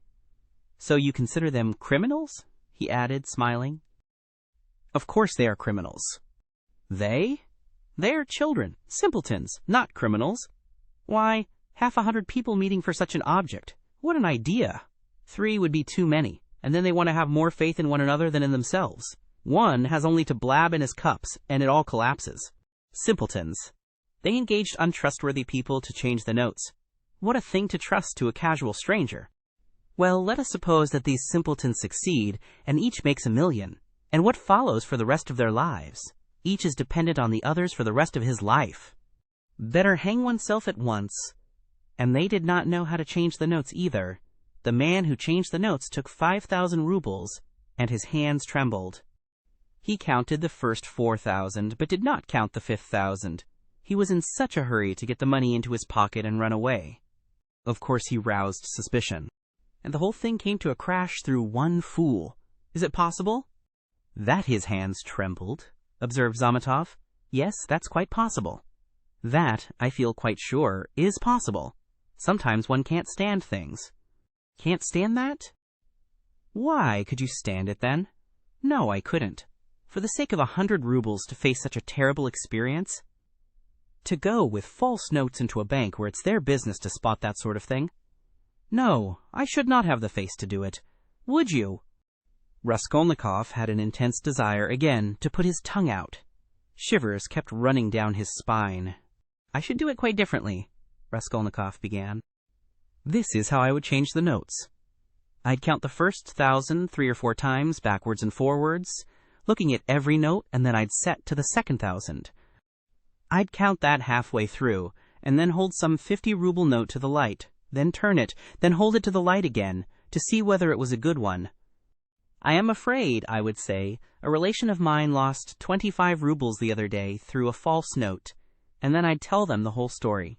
And after I began counting the third, I would say I fancy I made a mistake in the 700. In that second 1,000, I am not sure. And so I would give up the third 1,000 and go back to the second, and so on to the end. And when I had finished, I'd pick out one from the 5th and one from the second 1,000, and take them again to the light and ask again, change them, please, and put the clerk into such a stew that he would not know how to get rid of me. When I'd finished and had gone out, I'd come back, and ask for some explanation. That's how I'd do it. Phoo! What terrible things you say, said Zametov, laughing. But all that is only talk. I dare say when it came to deeds, you'd make a slip. I believe that even a practiced, desperate man cannot always reckon on himself, much less you and I. To take an example near home, that old woman murdered in our district. The murderer seems to have been a desperate fellow. He risked everything in open daylight, was saved by a miracle. But his hands shook, too. He did not succeed in robbing the place. He couldn't stand it. That was clear from the... Raskolnikov seemed offended. Clear? Why don't you catch him, then? He cried, maliciously jibing at Zametov. Well, they will catch him. Who? You? Do you suppose you could catch him? You've a tough job. A great point for you is whether a man is spending money or not. If he had no money and suddenly begins spending, he must be the man, so that any child can mislead you. The fact is, they always do that, though, answered Zametov. A man will commit a clever murder at the risk of his life, and then at once he goes drinking in a tavern. They are caught spending money. They are not all as cunning as you are. You wouldn't go to a tavern, of course? Raskolnikov frowned and looked steadily at Zametov. You seem to enjoy the subject and would like to know how I should behave in that case, too? He asked with displeasure. I should like to, Zametov answered firmly and seriously.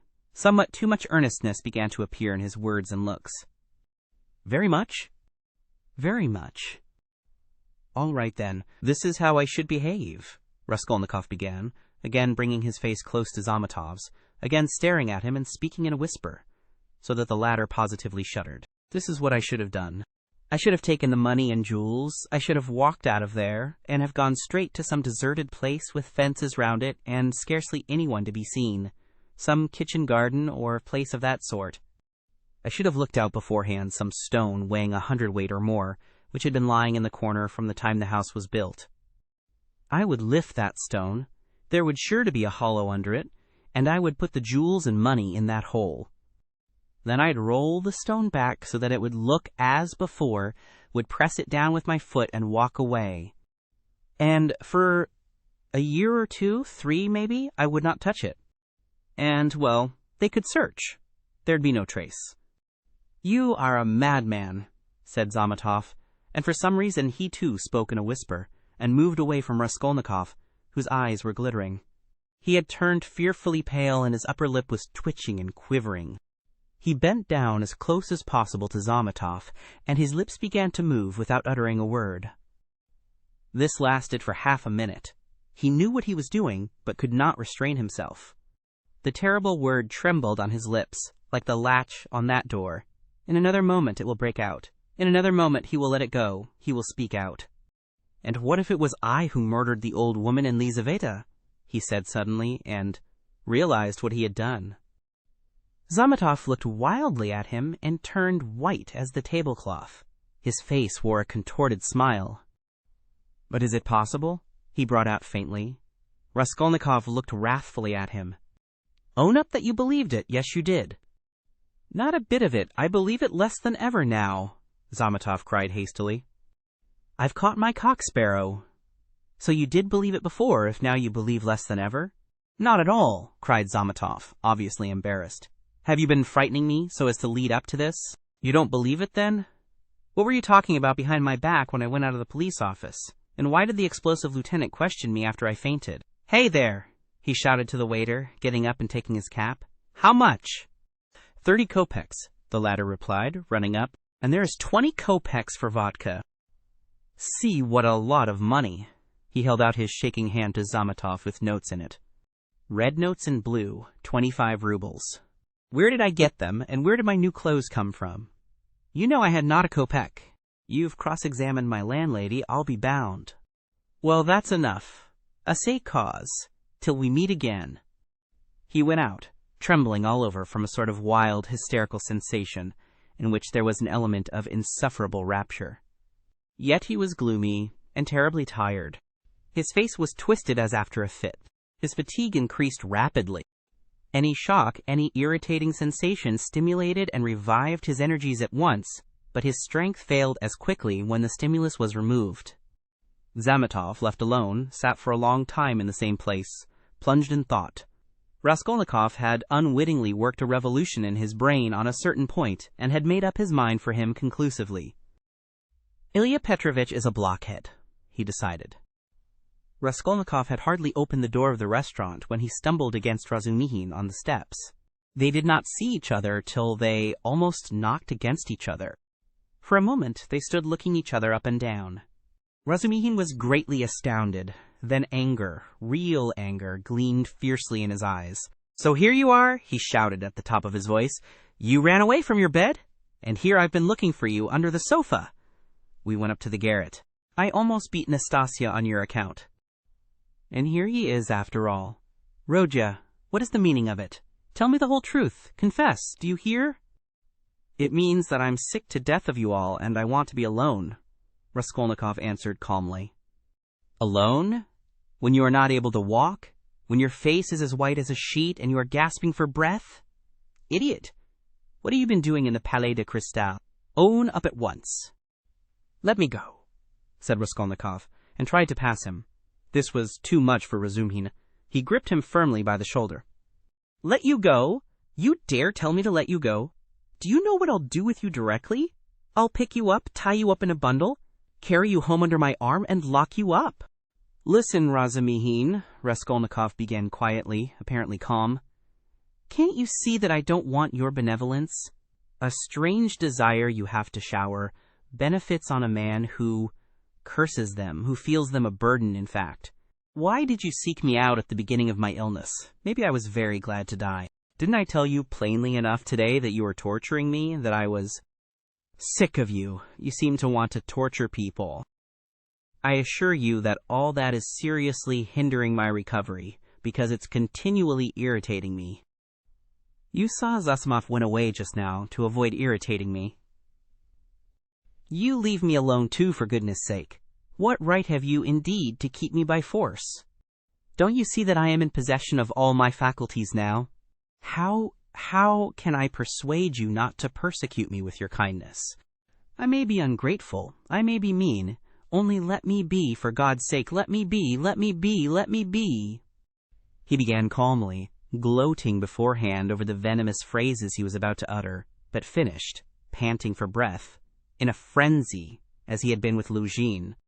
Razumihin stood a moment, thought, and let his hand drop. Well, go to hell then, he said gently and thoughtfully. Stay, he roared, as Raskolnikov was about to move. Listen to me. Let me tell you that you are all a set of babbling, posing idiots. If you've any little trouble, you brood over it like a hen over an egg. And you are plagiarists even in that. There isn't a sign of independent life in you. You are made of spermaceti ointment, and you've lymph in your veins instead of blood. I don't believe in any one of you. In any circumstances, the first thing for all of you is to be unlike a human being. Stop! He cried, with redoubled fury, noticing that Raskolnikov was again making a movement. Hear me out. You know I'm having a housewarming this evening. I dare say they've arrived by now, but I left my uncle there. I just ran in, to receive the guests. And if you weren't a fool, a common fool, a perfect fool, if you were an original instead of a translation, you see, Rodya, I recognize you're a clever fellow, but you're a fool. And if you weren't a fool, you'd come round to me this evening instead of wearing out your boots in the street. Since you have gone out, there is no help for it. I'd give you a snug easy chair. My landlady has one. A cup of tea company. Or you could lie on the sofa. Any way you would be with us. Zosimov will be there too. Will you come? No. Rubbish! Razumihin shouted, out of patience. How do you know? You can't answer for yourself. You don't know anything about it. Thousands of times I've fought tooth and nail with people and run back to them afterwards. One feels ashamed and goes back to a man. So remember, Pochinkov's house on the 3rd story. Why, Mr. Razumihin, I do believe you'd let anybody beat you from sheer benevolence. Beat? Whom? Me? I'd twist his nose off at the mere idea. Pochinkov's house, 47, Babushkin's flat. I shall not come, Razumihin. Raskolnikov turned and walked away. I bet you will, Razumihin shouted after him. I refuse to know you if you don't.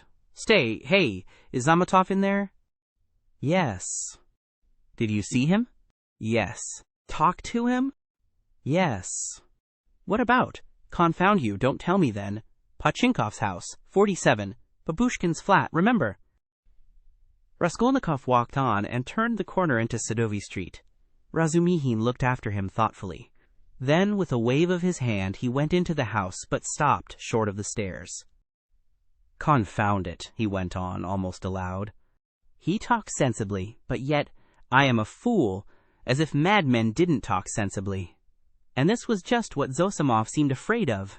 He struck his finger on his forehead. What if... How could I let him go off alone? He may drown himself.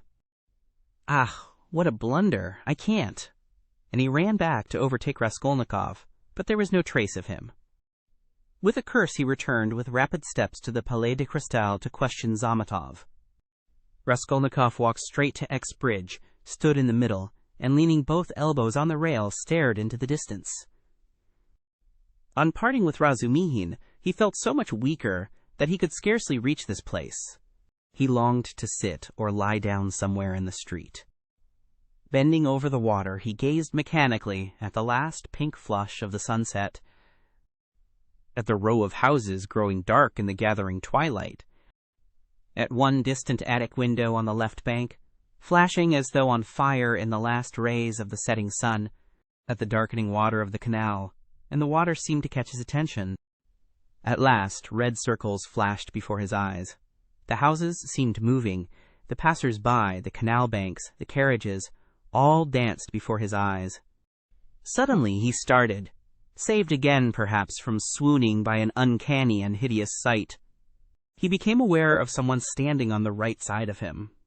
He looked and saw a tall woman with a kerchief on her head, with a long, yellow-wasted face and red sunken eyes.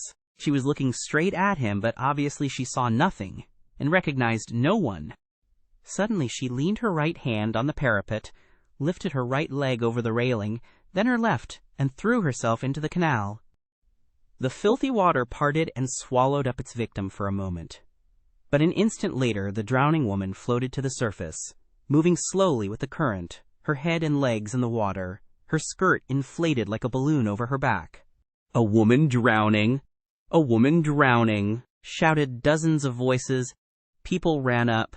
Both banks were thronged with spectators. On the bridge, people crowded about Raskolnikov, pressing up behind him. "Mercy on it, it's our Afrosinya!" a woman cried, tearfully close by. "Mercy, save her, kind people, pull her out." "A boat! A boat!" was shouted in the crowd. But there was no need of a boat. A policeman ran down the steps to the canal, threw off his greatcoat and his boots, and rushed into the water. It was easy to reach her. She floated within a couple of yards from the steps. He caught hold of her clothes with his right hand, and with his left seized a pole which a comrade held out to him. The drowning woman was pulled out at once. They laid her on the granite pavement of the embankment. She soon recovered consciousness, raised her head, sat up, and began sneezing and coughing, stupidly wiping her wet dress with her hands. She said nothing. "She's drunk herself out of her senses," the same woman's voice wailed at her side. "Out of her senses. The other day she tried to hang herself. We cut her down. I ran out to the shop just now, left my little girl to look after her. And here she's in trouble again. A neighbor, gentlemen, a neighbor, we live close by. The second house from the end. See yonder." The crowd broke up. The police still remained round the woman. Someone mentioned the police station. Raskolnikov looked on with a strange sensation of indifference and apathy. He felt disgusted. "No, that's loathsome. Water. It's not good enough," he muttered to himself. "Nothing will come of it," he added. "No use to wait. What about the police office? And why isn't Zametov at the police office? The police office is open till 10 o'clock. He turned his back to the railing and looked about him. "Very well, then," he said resolutely. He moved from the bridge and walked in the direction of the police office. His heart felt hollow and empty. He did not want to think. Even his depression had passed. There was not a trace now of the energy with which he had set out to make an end of it all. Complete apathy had succeeded to it. "Well, it's a way out of it," he thought, walking slowly and listlessly along the canal bank. "Anyway, I'll make an end, for I want to... But is it a way out? What does it matter? There'll be the square yard of space. Ha! But what an end! Is it really the end? Shall I tell them or not? Ah, damn! How tired I am! If I could find somewhere to sit or lie down soon. What I am most ashamed of is its being so stupid. But I don't care about that either. What idiotic ideas come into one's head?"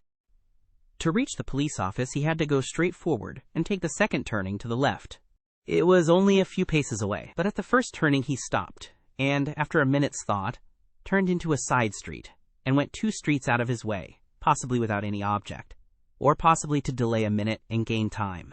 He walked, looking at the ground. Suddenly someone seemed to whisper in his ear. He lifted his head and saw that he was standing at the very gate of the house. He had not passed it, he had not been near it since that evening. An overwhelming, unaccountable prompting drew him on. He went into the house, passed through the gateway, then into the first entrance on the right, and began mounting the familiar staircase to the 4th story. The narrow, steep staircase was very dark. He stopped at each landing and looked round him with curiosity. On the first landing, the framework of the window had been taken out. That wasn't so then, he thought. Here was the flat on the 2nd story where Nikolai and Dmitri had been working. It's shut up and the door newly painted, so it's to let. Then the 3rd story and the 4th. Here! He was perplexed to find the door of the flat wide open. There were men there. He could hear voices. He had not expected that. After brief hesitation, he mounted the last stairs and went into the flat. It, too, was being done up.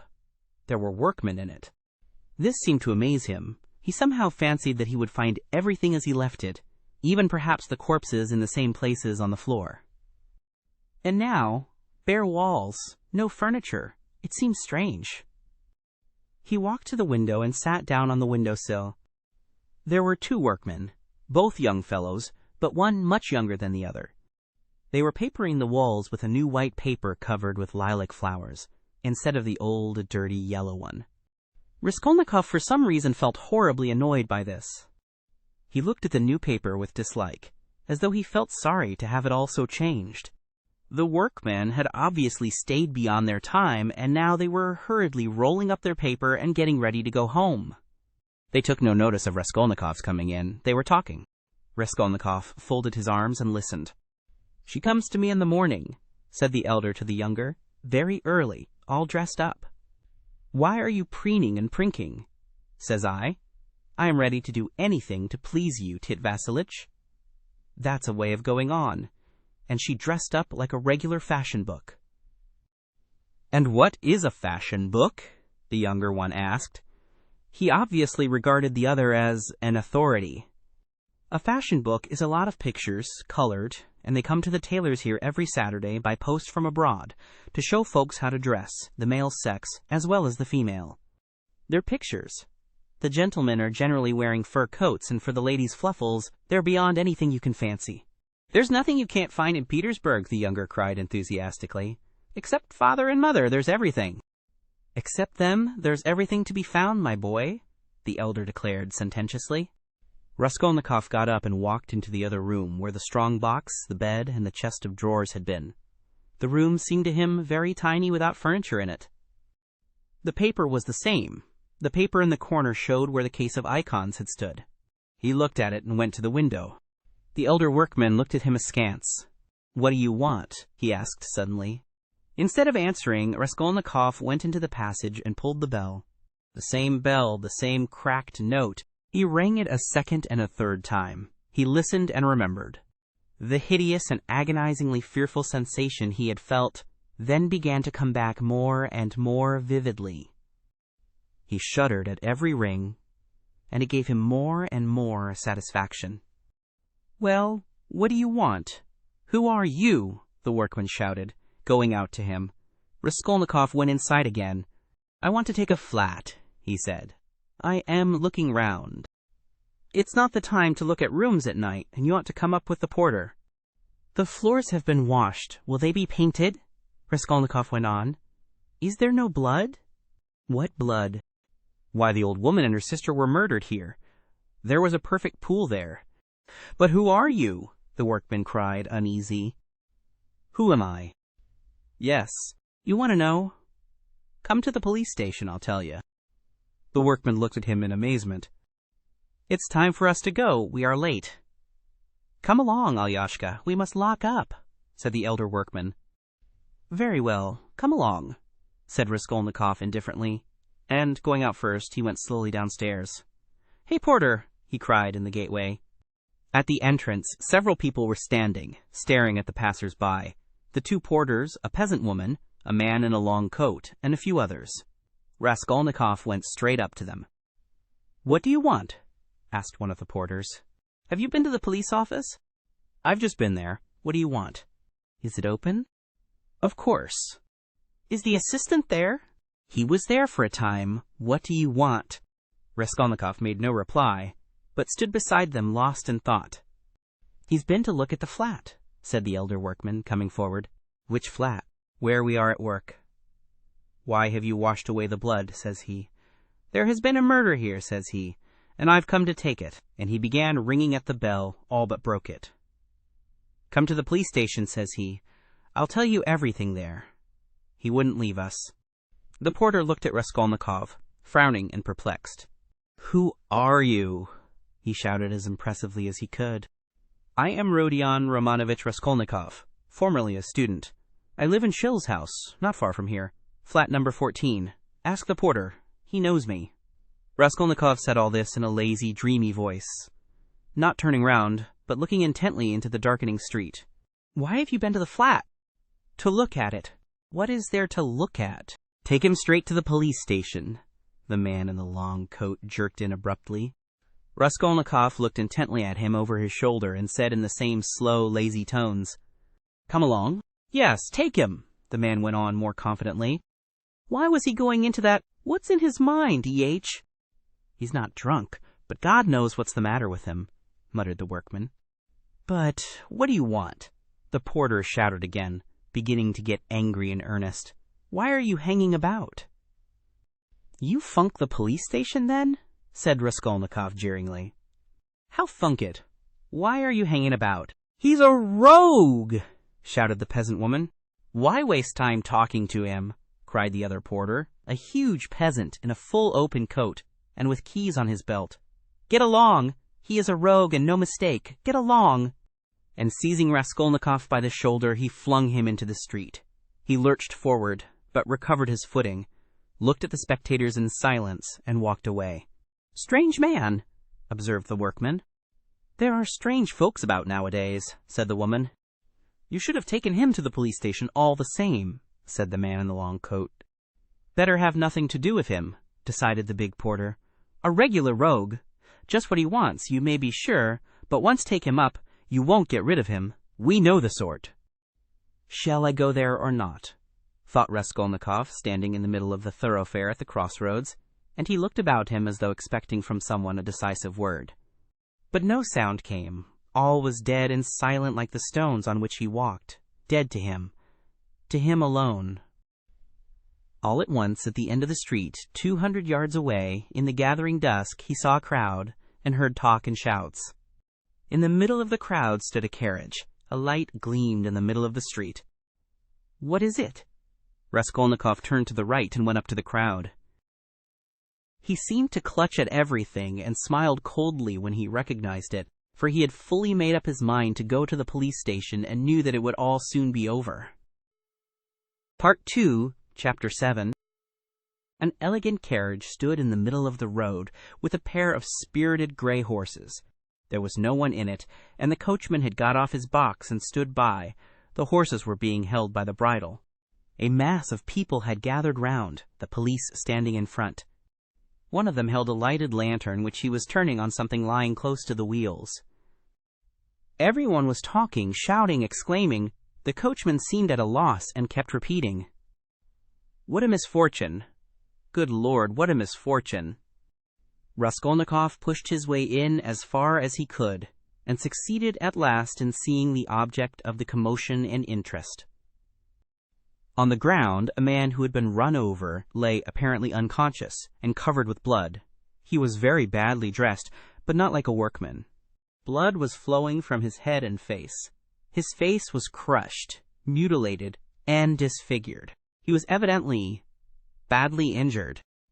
"Merciful heaven," wailed the coachman. "What more could I do? If I'd been driving fast or had not shouted to him, but I was going quietly, not in a hurry. Everyone could see I was going along just like everybody else. A drunken man can't walk straight, we all know. I saw him crossing the street, staggering, and almost falling. I shouted again, and a second and a third time. Then I held the horses in, but he fell straight under their feet. Either he did it on purpose, or he was very tipsy. The horses are young and ready to take fright. They started, he screamed. That made them worse. That's how it happened." "That's just how it was," a voice in the crowd confirmed. "He shouted. That's true, he shouted 3 times, another voice declared. 3 times it was. We all heard it, shouted a third. But the coachman was not very much distressed and frightened. It was evident that the carriage belonged to a rich and important person who was awaiting it somewhere. The police, of course, were in no little anxiety to avoid upsetting his arrangements. All they had to do was to take the injured man to the police station and the hospital. No one knew his name. Meanwhile, Raskolnikov had squeezed in and stooped closer over him. The lantern suddenly lighted up the unfortunate man's face. He recognized him. I know him! I know him!" he shouted, pushing to the front. "It's a government clerk retired from the service, Marmeladov. He lives close by in Kozel's house. Make haste for a doctor! I will pay, see?" He pulled money out of his pocket and showed it to the policeman. He was in violent agitation. The police were glad that they had found out who the man was. Raskolnikov gave his own name and address, and as earnestly as if it had been his father, he besought the police to carry the unconscious Marmeladov to his lodging at once. "Just here, 3 houses away," he said eagerly. "The house belongs to Kozel, a rich German. He was going home, no doubt drunk. I know him. He is a drunkard. He has a family there, a wife, children. He has one daughter. It will take time to take him to the hospital, and there is sure to be a doctor in the house. I'll pay. At least he will be looked after at home. They will help him at once, but he'll die before you get him to the hospital. He managed to slip something unseen into the policeman's hand, but the thing was straightforward and legitimate, and in any case, help was closer here. They raised the injured man. People volunteered to help. Kozel's house was 30 yards away. Raskolnikov walked behind, carefully holding Marmeladov's head and showing the way. This way, we must take him upstairs head foremost. Turn round, I'll pay, I'll make it worth your while, he muttered. Katerina Ivanovna had just begun, as she always did at every free moment, walking to and fro in her little room, from window to stove and back again, with her arms folded across her chest, talking to herself and coughing. Of late she had begun to talk more than ever to her eldest girl, Polenka, a child of 10, who, though there was much she did not understand, understood very well that her mother needed her, and so always watched her with her big clever eyes, and strove her utmost to appear to understand. This time Polenka was undressing her little brother, who had been unwell all day and was going to bed. The boy was waiting for her to take off his shirt, which had to be washed at night. He was sitting straight and motionless on a chair, with a silent, serious face, with his legs stretched out straight before him, heels together and toes turned out. He was listening to what his mother was saying to his sister, sitting perfectly still, with pouting lips and wide-open eyes, just as all good little boys have to sit when they are undressed to go to bed. A little girl, still younger, dressed literally in rags, stood at the screen, waiting for her turn. The door onto the stairs was open to relieve them a little from the clouds of tobacco smoke, which floated in from the other rooms, and brought on long, terrible fits of coughing in the poor, consumptive woman. Katerina Ivanovna seemed to have grown even thinner during that week, and the hectic flush on her face was brighter than ever. You can't imagine, Polenka, she said, walking about the room, what a happy, luxurious life we had in my papa's house, and how this drunkard has brought me, and will bring you all to ruin. Papa was a civil colonel, and only a step from being a governor, so that everyone who came to see him said, "We look upon you, Ivan Mikhailovich, as our governor." When she coughed violently. "Oh, cursed life!" she cried, clearing her throat and pressing her hands to her breast.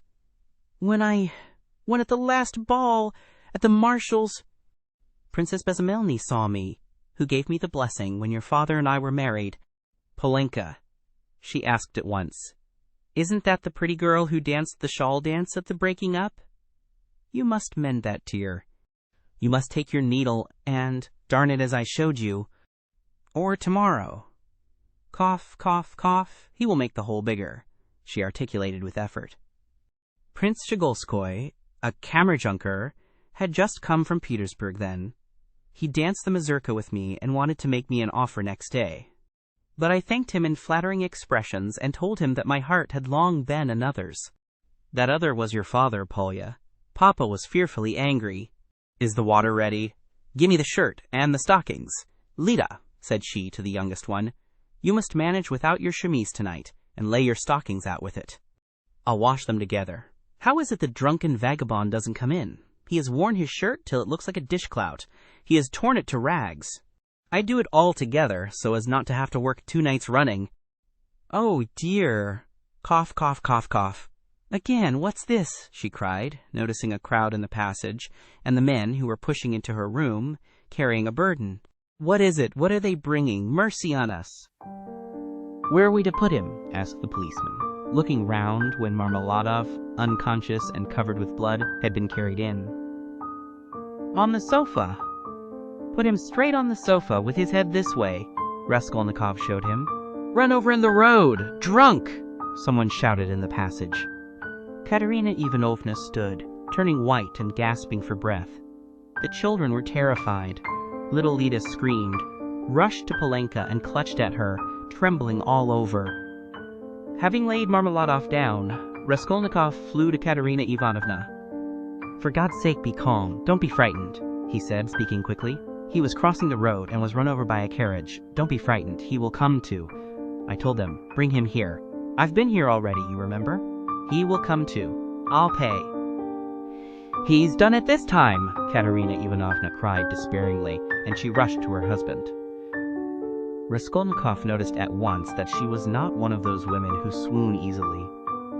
She instantly placed under the luckless man's head a pillow, which no one had thought of, and began undressing and examining him. She kept her head, forgetting herself, biting her trembling lips and stifling the screams which were ready to break from her. Raskolnikov, meanwhile, induced someone to run for a doctor. There was a doctor, it appeared, next door but one. "I've sent for a doctor," he kept assuring Katerina Ivanovna. "Don't be uneasy. I'll pay. Haven't you water? And give me a napkin or a towel, anything, as quick as you can. He is injured, but not killed. Believe me. We shall see what the doctor says." Katerina Ivanovna ran to the window. There, on a broken chair in the corner, a large earthenware basin full of water had been stood, in readiness for washing her children's and husband's linen that night. This washing was done by Katerina Ivanovna at night at least twice a week, if not oftener. For the family had come to such a pass that they were practically without change of linen, and Katerina Ivanovna could not endure uncleanliness, and, rather than see dirt in the house, she preferred to wear herself out at night, working beyond her strength when the rest were asleep, so as to get the wet linen hung on a line and dry by the morning. She took up the basin of water at Raskolnikov's request, but almost fell down with her burden. But the latter had already succeeded in finding a towel, wetted it, and began washing the blood off Marmeladov's face. Katerina Ivanovna stood by, breathing painfully and pressing her hands to her breast. She was in need of attention herself. Raskolnikov began to realize that he might have made a mistake in having the injured man brought here. The policeman, too, stood in hesitation. "Polenka," cried Katerina Ivanovna, "run to Sonia, make haste. If you don't find her at home, leave word that her father has been run over, and that she is to come here at once, when she comes in. Run, Polenka, there, put on the shawl.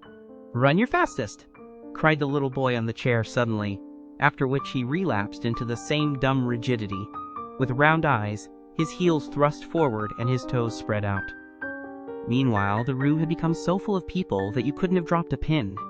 The policeman left, all except one, who remained for a time, trying to drive out the people who came in from the stairs. Almost all Madame Lipovikshel's lodgers had streamed in from the inner rooms of the flat. At first, they were squeezed together in the doorway, but afterwards they overflowed into the room. Katerina Ivanovna flew into a fury. "You might let him die in peace, at least," she shouted at the crowd. "Is it a spectacle for you to gape at? With cigarettes! Cough, cough, cough! You might as well keep your hats on. And there is one in his hat. Get away! You should respect the dead, at least." Her cough choked her, but her reproaches were not without result. They evidently stood in some awe of Katerina Ivanovna. The lodgers, one after another, squeezed back into the doorway with that strange inner feeling of satisfaction which may be observed in the presence of a sudden accident. Even in those nearest and dearest to the victim, from which no living man is exempt, even in spite of the sincerest sympathy and compassion. Voices outside were heard, however, speaking of the hospital and saying that they'd no business to make a disturbance here. "No business to die," cried Katerina Ivanovna, and she was rushing to the door to vent her wrath upon them. But in the doorway came face to face with Madame Lipoviksel, who had only just heard of the accident and ran in to restore order. She was a particularly quarrelsome and irresponsible German. "Ah, my God," she cried, clasping her hands. "Your husband drunken horses have trampled. To the hospital with him. I am the landlady." "Amalia Ludvigovna, I beg you to recollect what you are saying," Katerina Ivanovna began haughtily. She always took a haughty tone with the landlady that she might remember her place, and even now could not deny herself this satisfaction. "Amalia Ludvigovna, I have you once before told that you to call me Amalia Ludvigovna may not dare. I am Amalia Ivanovna." "You are not Amalia Ivanovna, but Amalia Ludvigovna, and as I am not one of your despicable flatterers like Mr. Lebeziatnikov, who's laughing behind the door at this moment," a laugh and a cry of, "They are at it again," was in fact audible at the door, "so I shall always call you Amalia Ludvigovna, though I fail to understand why you dislike that name." You can see for yourself what has happened to Semyon Zaharovich. He is dying. I beg you to close that door at once, and to admit no one. Let him at least die in peace. Or, I warn you, the Governor-General himself shall be informed of your conduct tomorrow. The prince knew me as a girl. He remembers Semyon Zaharovich well, and has often been a benefactor to him. Everyone knows that Semyon Zaharovich had many friends and protectors, whom he abandoned himself from an honorable pride, knowing his unhappy weakness. But now, she pointed to Raskolnikov, a generous young man has come to our assistance, who has wealth and connections, and whom Semyon Zaharovich has known from a child. You may rest assured, Amalia Ludvigovna. All this was uttered with extreme rapidity, getting quicker and quicker, but a cough suddenly cut short Katerina Ivanovna's eloquence. At that instant the dying man recovered consciousness and uttered a groan. She ran to him. The injured man opened his eyes, and without recognition or understanding gazed at Raskolnikov, who was bending over him. He drew deep, slow, painful breaths. Blood oozed at the corners of his mouth, and drops of perspiration came out on his forehead. Not recognizing Raskolnikov, he began looking round uneasily. Katerina Ivanovna looked at him with a sad but stern face, and tears trickled from her eyes. "My God! His whole chest is crushed! How he is bleeding!" she said in despair. We must take off his clothes. Turn a little, Semyon Zaharovich, if you can, she cried to him. Marmeladov recognized her. A priest, he articulated huskily. Katerina Ivanovna walked to the window, laid her head against the window frame, and exclaimed in despair, "Oh, cursed life!" "A priest," the dying man said again after a moment's silence. "They've gone for him," Katerina Ivanovna shouted to him. He obeyed her shout and was silent. With sad and timid eyes he looked for her. She returned and stood by his pillow. He seemed a little easier, but not for long. Soon his eyes rested on little Lida, his favorite, who was shaking in the corner as though she were in a fit, and staring at him with her wondering childish eyes. He signed towards her uneasily. He wanted to say something. "What now?" cried Katerina Ivanovna. "Barefoot, barefoot," he muttered, indicating with frenzied eyes the child's bare feet. "Be silent," Katerina Ivanovna cried irritably. "You know why she is barefooted." "Thank God, the doctor!" exclaimed Raskolnikov, relieved. The doctor came in, a precise little old man, a German, looking about him mistrustfully. He went up to the sick man, took his pulse, carefully felt his head, and with the help of Katerina Ivanovna he unbuttoned the blood-stained shirt and bared the injured man's chest. It was gashed, crushed, and fractured. Several ribs on the right side were broken. On the left side, just over the heart, was a large, sinister-looking yellowish-black bruise, a cruel kick from the horse's hoof. The doctor frowned. The policeman told him that he was caught in the wheel and turned round with it for 30 yards on the road. "It's wonderful that he has recovered consciousness," the doctor whispered softly to Raskolnikov. "What do you think of him?" he asked. "He will die immediately." "Is there really no hope?" "Not the faintest. He is at the last gasp. His head is badly injured, too. I could bleed him if you like, but it would be useless. He is bound to die within the next 5 or 10 minutes. Better bleed him then, if you like, but I warn you it will be perfectly useless." At that moment other steps were heard. The crowd in the passage parted, and the priest, a little gray old man, appeared in the doorway bearing the sacrament. A policeman had gone for him at the time of the accident. The doctor changed places with him, exchanging glances with him. Raskolnikov begged the doctor to remain a little while. He shrugged his shoulders and remained. All stepped back. The confession was soon over. The dying man probably understood little. He could only utter indistinct, broken sounds. Katerina Ivanovna took little Lida, lifted the boy from the chair, knelt down in the corner by the stove, and made the children kneel in front of her. The little girl was still trembling, but the boy, kneeling on his little bare knees, lifted his hand rhythmically, crossing himself with precision and bowed down, touching the floor with his forehead, which seemed to afford him especial satisfaction. Katerina Ivanovna bit her lips and held back her tears. She prayed, too, now and then, pulling straight the boy's shirt, and managed to cover the girl's bare shoulders with a kerchief, which she took from the chest without rising from her knees or ceasing to pray. Meanwhile, the door from the inner rooms was opened inquisitively again. In the passage, the crowd of spectators from all the flats on the staircase grew denser and denser, but they did not venture beyond the threshold. A single candle-end lighted up the scene. At that moment, Polenka forced her way through the crowd at the door. She came in panting from running so fast, took off her kerchief, looked for her mother, went up to her and said, "She's coming, I met her in the street." Her mother made her kneel beside her. Timidly and noiselessly, a young girl made her way through the crowd, and strange was her appearance in that room, in the midst of want, rags, death, and despair. She, too, was in rags.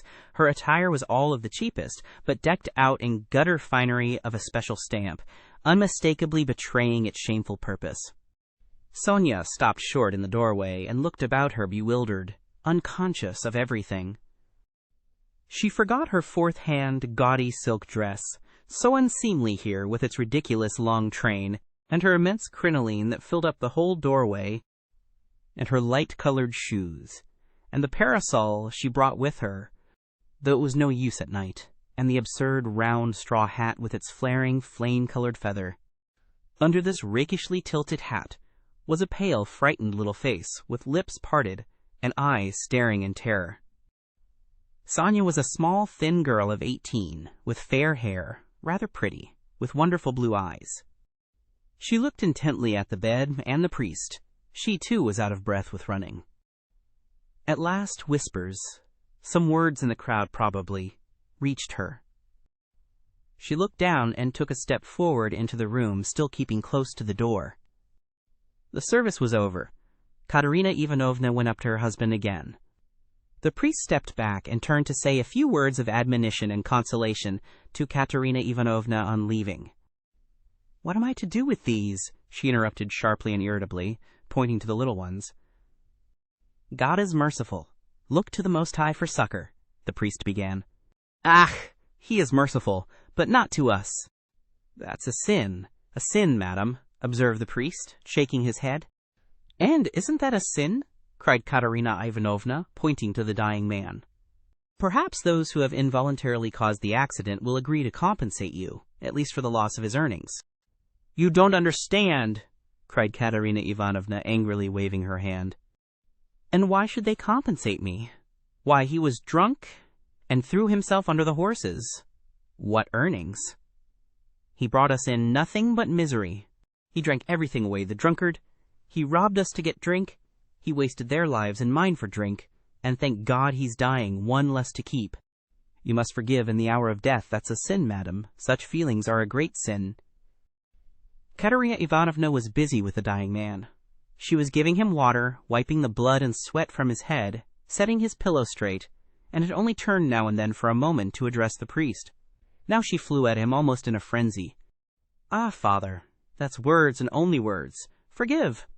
If he'd not been run over, he'd have come home today drunk, and his only shirt dirty and in rags, and he'd have fallen asleep like a log, and I should have been sousing and rinsing till daybreak, washing his rags and the children's, and then drying them by the window, and as soon as it was daylight I should have been darning them.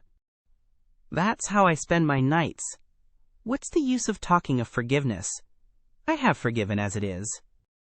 A terrible hollow cough interrupted her words. She put her handkerchief to her lips and showed it to the priest, pressing her other hand to her aching chest. The handkerchief was covered with blood. The priest bowed his head and said nothing. Marmeladov was in the last agony. He did not take his eyes off the face of Katerina Ivanovna, who was bending over him again. He kept trying to say something to her. He began moving his tongue with difficulty and articulating indistinctly, but Katerina Ivanovna, understanding that he wanted to ask her forgiveness, called peremptorily to him. "Be silent! No need! I know what you want to say!" And the sick man was silent, but at the same instant his wandering eyes strayed to the doorway, and he saw Sonia. Till then he had not noticed her. She was standing in the shadow in a corner. "Who's that? Who's that?" he said suddenly in a thick, gasping voice, in agitation, turning his eyes in horror towards the door where his daughter was standing, and trying to sit up. "Lie down! Lie do own!" cried Katerina Ivanovna. With unnatural strength he had succeeded in propping himself on his elbow. He looked wildly and fixedly for some time on his daughter, as though not recognizing her. He had never seen her before in such attire. Suddenly he recognized her, crushed and ashamed in her humiliation and gaudy finery, meekly awaiting her turn to say goodbye to her dying father. His face showed intense suffering. "Sonia, daughter, forgive," he cried, and he tried to hold out his hand to her, but, losing his balance, he fell off the sofa, face downwards on the floor. They rushed to pick him up, they put him on the sofa, but he was dying. Sonia, with a faint cry, ran up, embraced him, and remained so without moving. He died in her arms. "He's got what he wanted," Katerina Ivanovna cried, seeing her husband's dead body. "Well, what's to be done now? How am I to bury him? What can I give them tomorrow to eat?" Raskolnikov went up to Katerina Ivanovna. "Katerina Ivanovna," he began, "last week your husband told me all his life and circumstances. Believe me, he spoke of you with passionate reverence. From that evening, when I learnt how devoted he was to you all, and how he loved and respected you especially, Katerina Ivanovna, in spite of his unfortunate weakness, from that evening we became friends. Allow me now to do something, to repay my debt to my dead friend. Here are 20 rubles, I think, and if that can be of any assistance to you, then in short, I will come again. I will be sure to come again. I shall perhaps come again tomorrow. Goodbye." And he went quickly out of the room, squeezing his way through the crowd to the stairs. But in the crowd he suddenly jostled against Nicodim Fomitch, who had heard of the accident and had come to give instructions in person. They had not met since the scene at the police station, but Nicodim Fomitch knew him instantly. "Ah, is that you?" he asked him. "He's dead," answered Raskolnikov. "The doctor and the priest have been all as it should have been. Don't worry the poor woman too much. She is in consumption as it is. Try and cheer her up, if possible. You are a kind-hearted man, I know," he added with a smile, looking straight in his face. "But you are spattered with blood," observed Nicodim Fomitch, noticing in the lamplight some fresh stains on Raskolnikov's waistcoat. "Yes, I'm covered with blood," Raskolnikov said with a peculiar air. Then he smiled, nodded, and went downstairs. He walked down slowly and deliberately, feverish but not conscious of it, entirely absorbed in a new overwhelming sensation of life and strength that surged up suddenly within him. This sensation might be compared to that of a man condemned to death who has suddenly been pardoned. Halfway down the staircase he was overtaken by the priest on his way home. Raskolnikov let him pass, exchanging a silent greeting with him. He was just descending the last steps when he heard rapid footsteps behind him. Someone overtook him. It was Polenka. She was running after him, calling, "Wait, wait!" He turned round. She was at the bottom of the staircase and stopped short a step above him. A dim light came in from the yard. Raskolnikov could distinguish the child's thin but pretty little face, looking at him with a bright, childish smile. She had run after him with a message which she was evidently glad to give. "Tell me, what is your name, and where do you live?" she said hurriedly in a breathless voice. He laid both hands on her shoulders and looked at her with a sort of rapture. It was such a joy to him to look at her, he could not have said why. "Who sent you?" "Sister Sonia sent me," answered the girl, smiling still more brightly. "I knew it was Sister Sonia sent you. Mamma sent me too. When Sister Sonia was sending me, Mamma came up too and said, 'Run fast, Polenka.' Do you love Sister Sonia?" "I love her more than anyone," Polenka answered with a peculiar earnestness, and her smile became graver. "And will you love me?" By way of answer, he saw the little girl's face approaching him, her full lips naively held out to kiss him.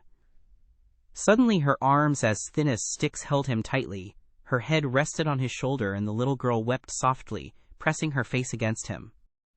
"I am sorry for father," she said a moment later, raising her tear-stained face and brushing away the tears with her hands.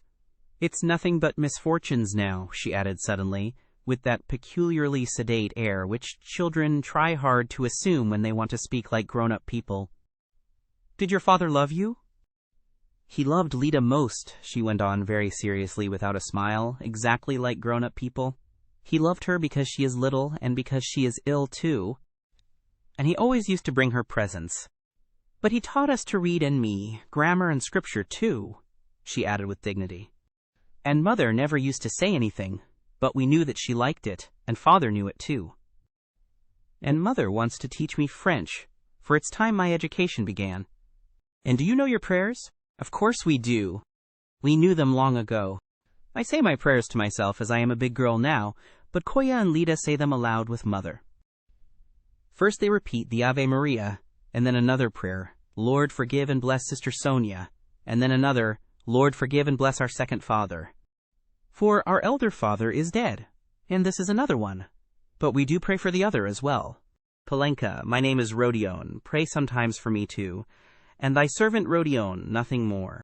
I'll pray for you all the rest of my life, the little girl declared hotly, and suddenly, smiling again, she rushed at him and hugged him warmly once more.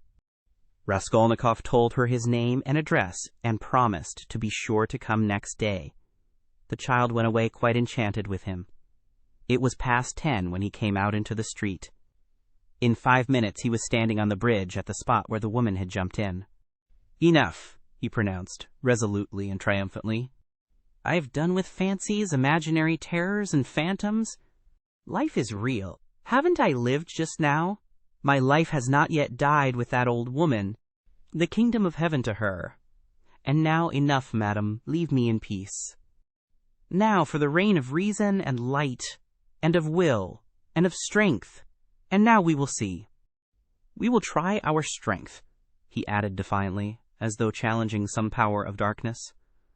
And I was ready to consent to live in a square of space. I am very weak at this moment, but I believe my illness is all over. I knew it would be over when I went out. By the way, Pochinkov's house is only a few steps away. I certainly must go to Razumihin, even if it were not close by. Let him win his bet. Let us give him some satisfaction too, no matter. Strength is what one wants. You can get nothing without it, and strength must be won by strength. That's what they don't know, he added proudly and self-confidently, and he walked with flagging footsteps from the bridge. Pride and self-confidence grew continually stronger in him. He was becoming a different man every moment. What was it had happened to work this revolution in him? He did not know himself. Like a man catching at a straw, he suddenly felt that he, too, could live, that there was still life for him, that his life had not died with the old woman. Perhaps he was in too great a hurry with his conclusions, but he did not think of that. But I did ask her to remember thy servant Rodion in her prayers, the idea struck him. Well, that was in case of emergency, he added, and laughed himself at his boyish sally. He was in the best of spirits. He easily found Razumihin. The new lodger was already known at Pochinkov's, and the porter at once showed him the way. Halfway upstairs he could hear the noise and animated conversation of a big gathering of people. The door was wide open on the stairs. He could hear exclamations and discussion. Razumihin's room was fairly large. The company consisted of 15 people. Raskolnikov stopped in the entry, where 2 of the landlady's servants were busy behind a screen, with 2 samovars, bottles, plates, and dishes of pie and savories, brought up from the landlady's kitchen. Raskolnikov sent in for Razumihin. He ran out delighted. At the first glance it was apparent that he had had a great deal to drink, and, though no amount of liquor made Razumihin quite drunk, this time he was perceptibly affected by it. Listen, Raskolnikov hastened to say, I've only just come to tell you you've won your bet, and that no one really knows what may not happen to him. I can't come in. I am so weak that I shall fall down directly. And so good evening and goodbye. Come and see me tomorrow. Do you know what? I'll see you home. If you say you're weak yourself, you must. And your visitors?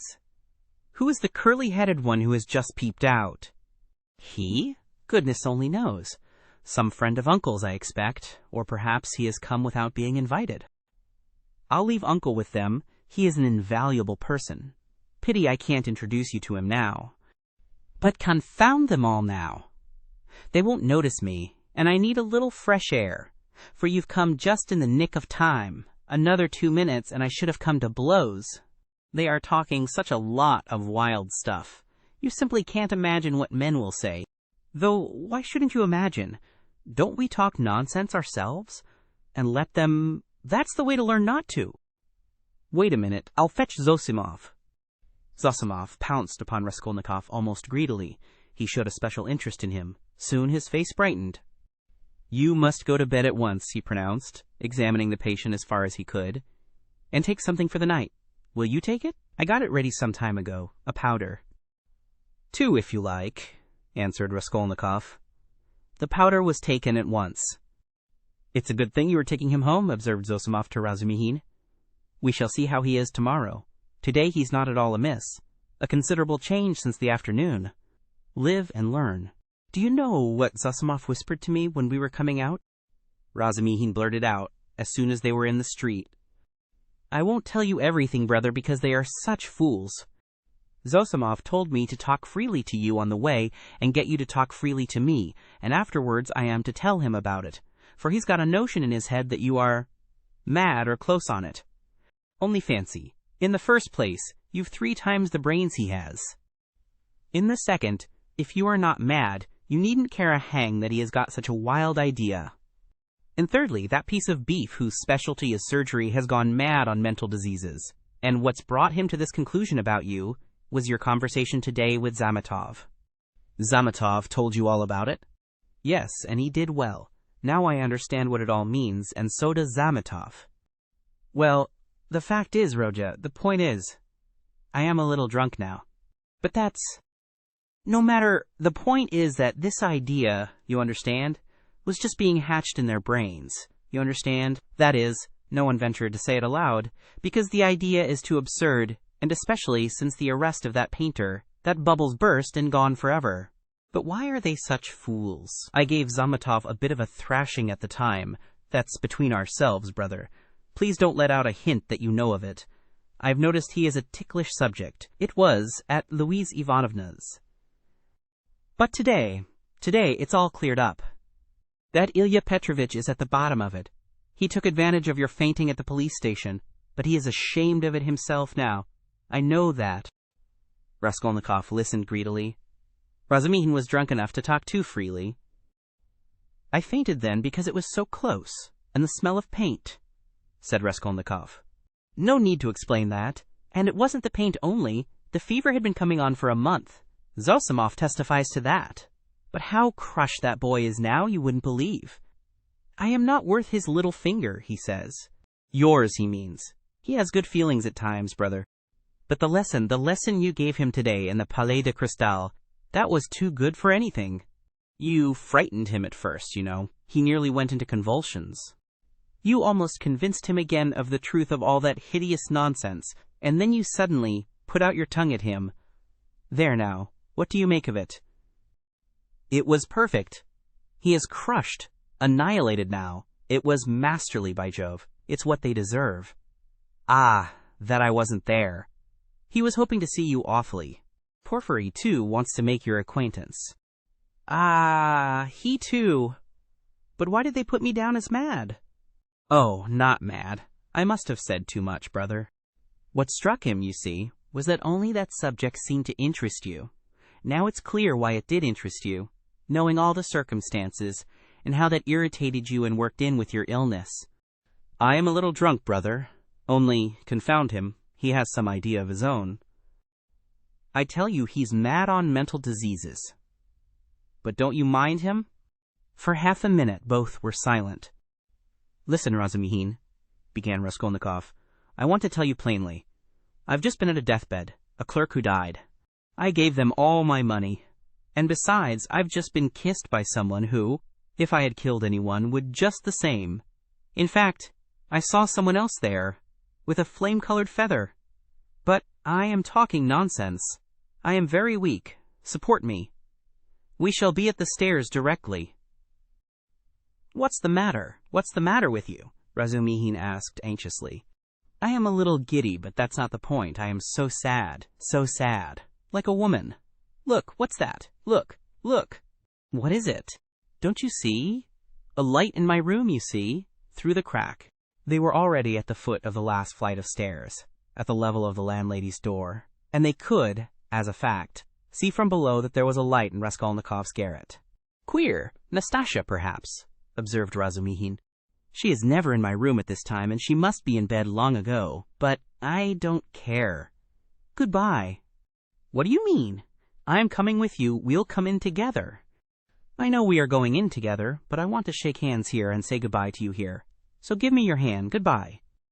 "What's the matter with you, Rodya?" "Nothing. Come along. You shall be witness." They began mounting the stairs, and the idea struck Razumihin that perhaps Zosimov might be right after all. "Ah, I've upset him with my chatter," he muttered to himself. When they reached the door, they heard voices in the room. "What is it?" cried Razumihin. Raskolnikov was the first to open the door. He flung it wide and stood still in the doorway, dumbfounded. His mother and sister were sitting on his sofa and had been waiting an hour and a half for him. Why had he never expected, never thought of them, though the news that they had started, were on their way, and would arrive immediately, had been repeated to him only that day? They had spent that hour and a half plying Nastasya with questions.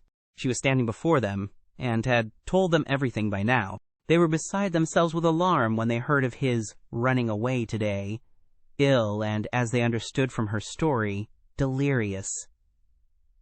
Good heavens, what had become of him? Both had been weeping, both had been in anguish for that hour and a half. A cry of joy, of ecstasy, greeted Raskolnikov's entrance. Both rushed to him, but he stood like one dead. A sudden, intolerable sensation struck him like a thunderbolt. He did not lift his arms to embrace them. He could not. His mother and sister clasped him in their arms, kissed him, laughed, and cried. He took a step, tottered, and fell to the ground, fainting. Anxiety, cries of horror, moans. Razumihin, who was standing in the doorway, flew into the room, seized the sick man in his strong arms, and in a moment had him on the sofa. "It's nothing, nothing," he cried to the mother and sister. "It's only a faint, a mere trifle. Only just now the doctor said he was much better, that he is perfectly well. Water, see! He is coming to himself, he is all right again." And seizing Dunya by the arm so that he almost dislocated it, he made her bend down to see that he is all right again. The mother and sister looked on him with emotion and gratitude as their providence. They had heard already from Nastasya all that had been done for their Rodya during his illness by this very competent young man, as Pulcheria Alexandrovna Raskolnikov called him that evening in conversation with Dunya. Thank you for tuning in to vibeBooks. We hope you enjoyed this journey. Please consider liking, commenting, and subscribing to our channel. Check out our playlist or explore vibeBooks for more classic stories. Until next time, happy listening.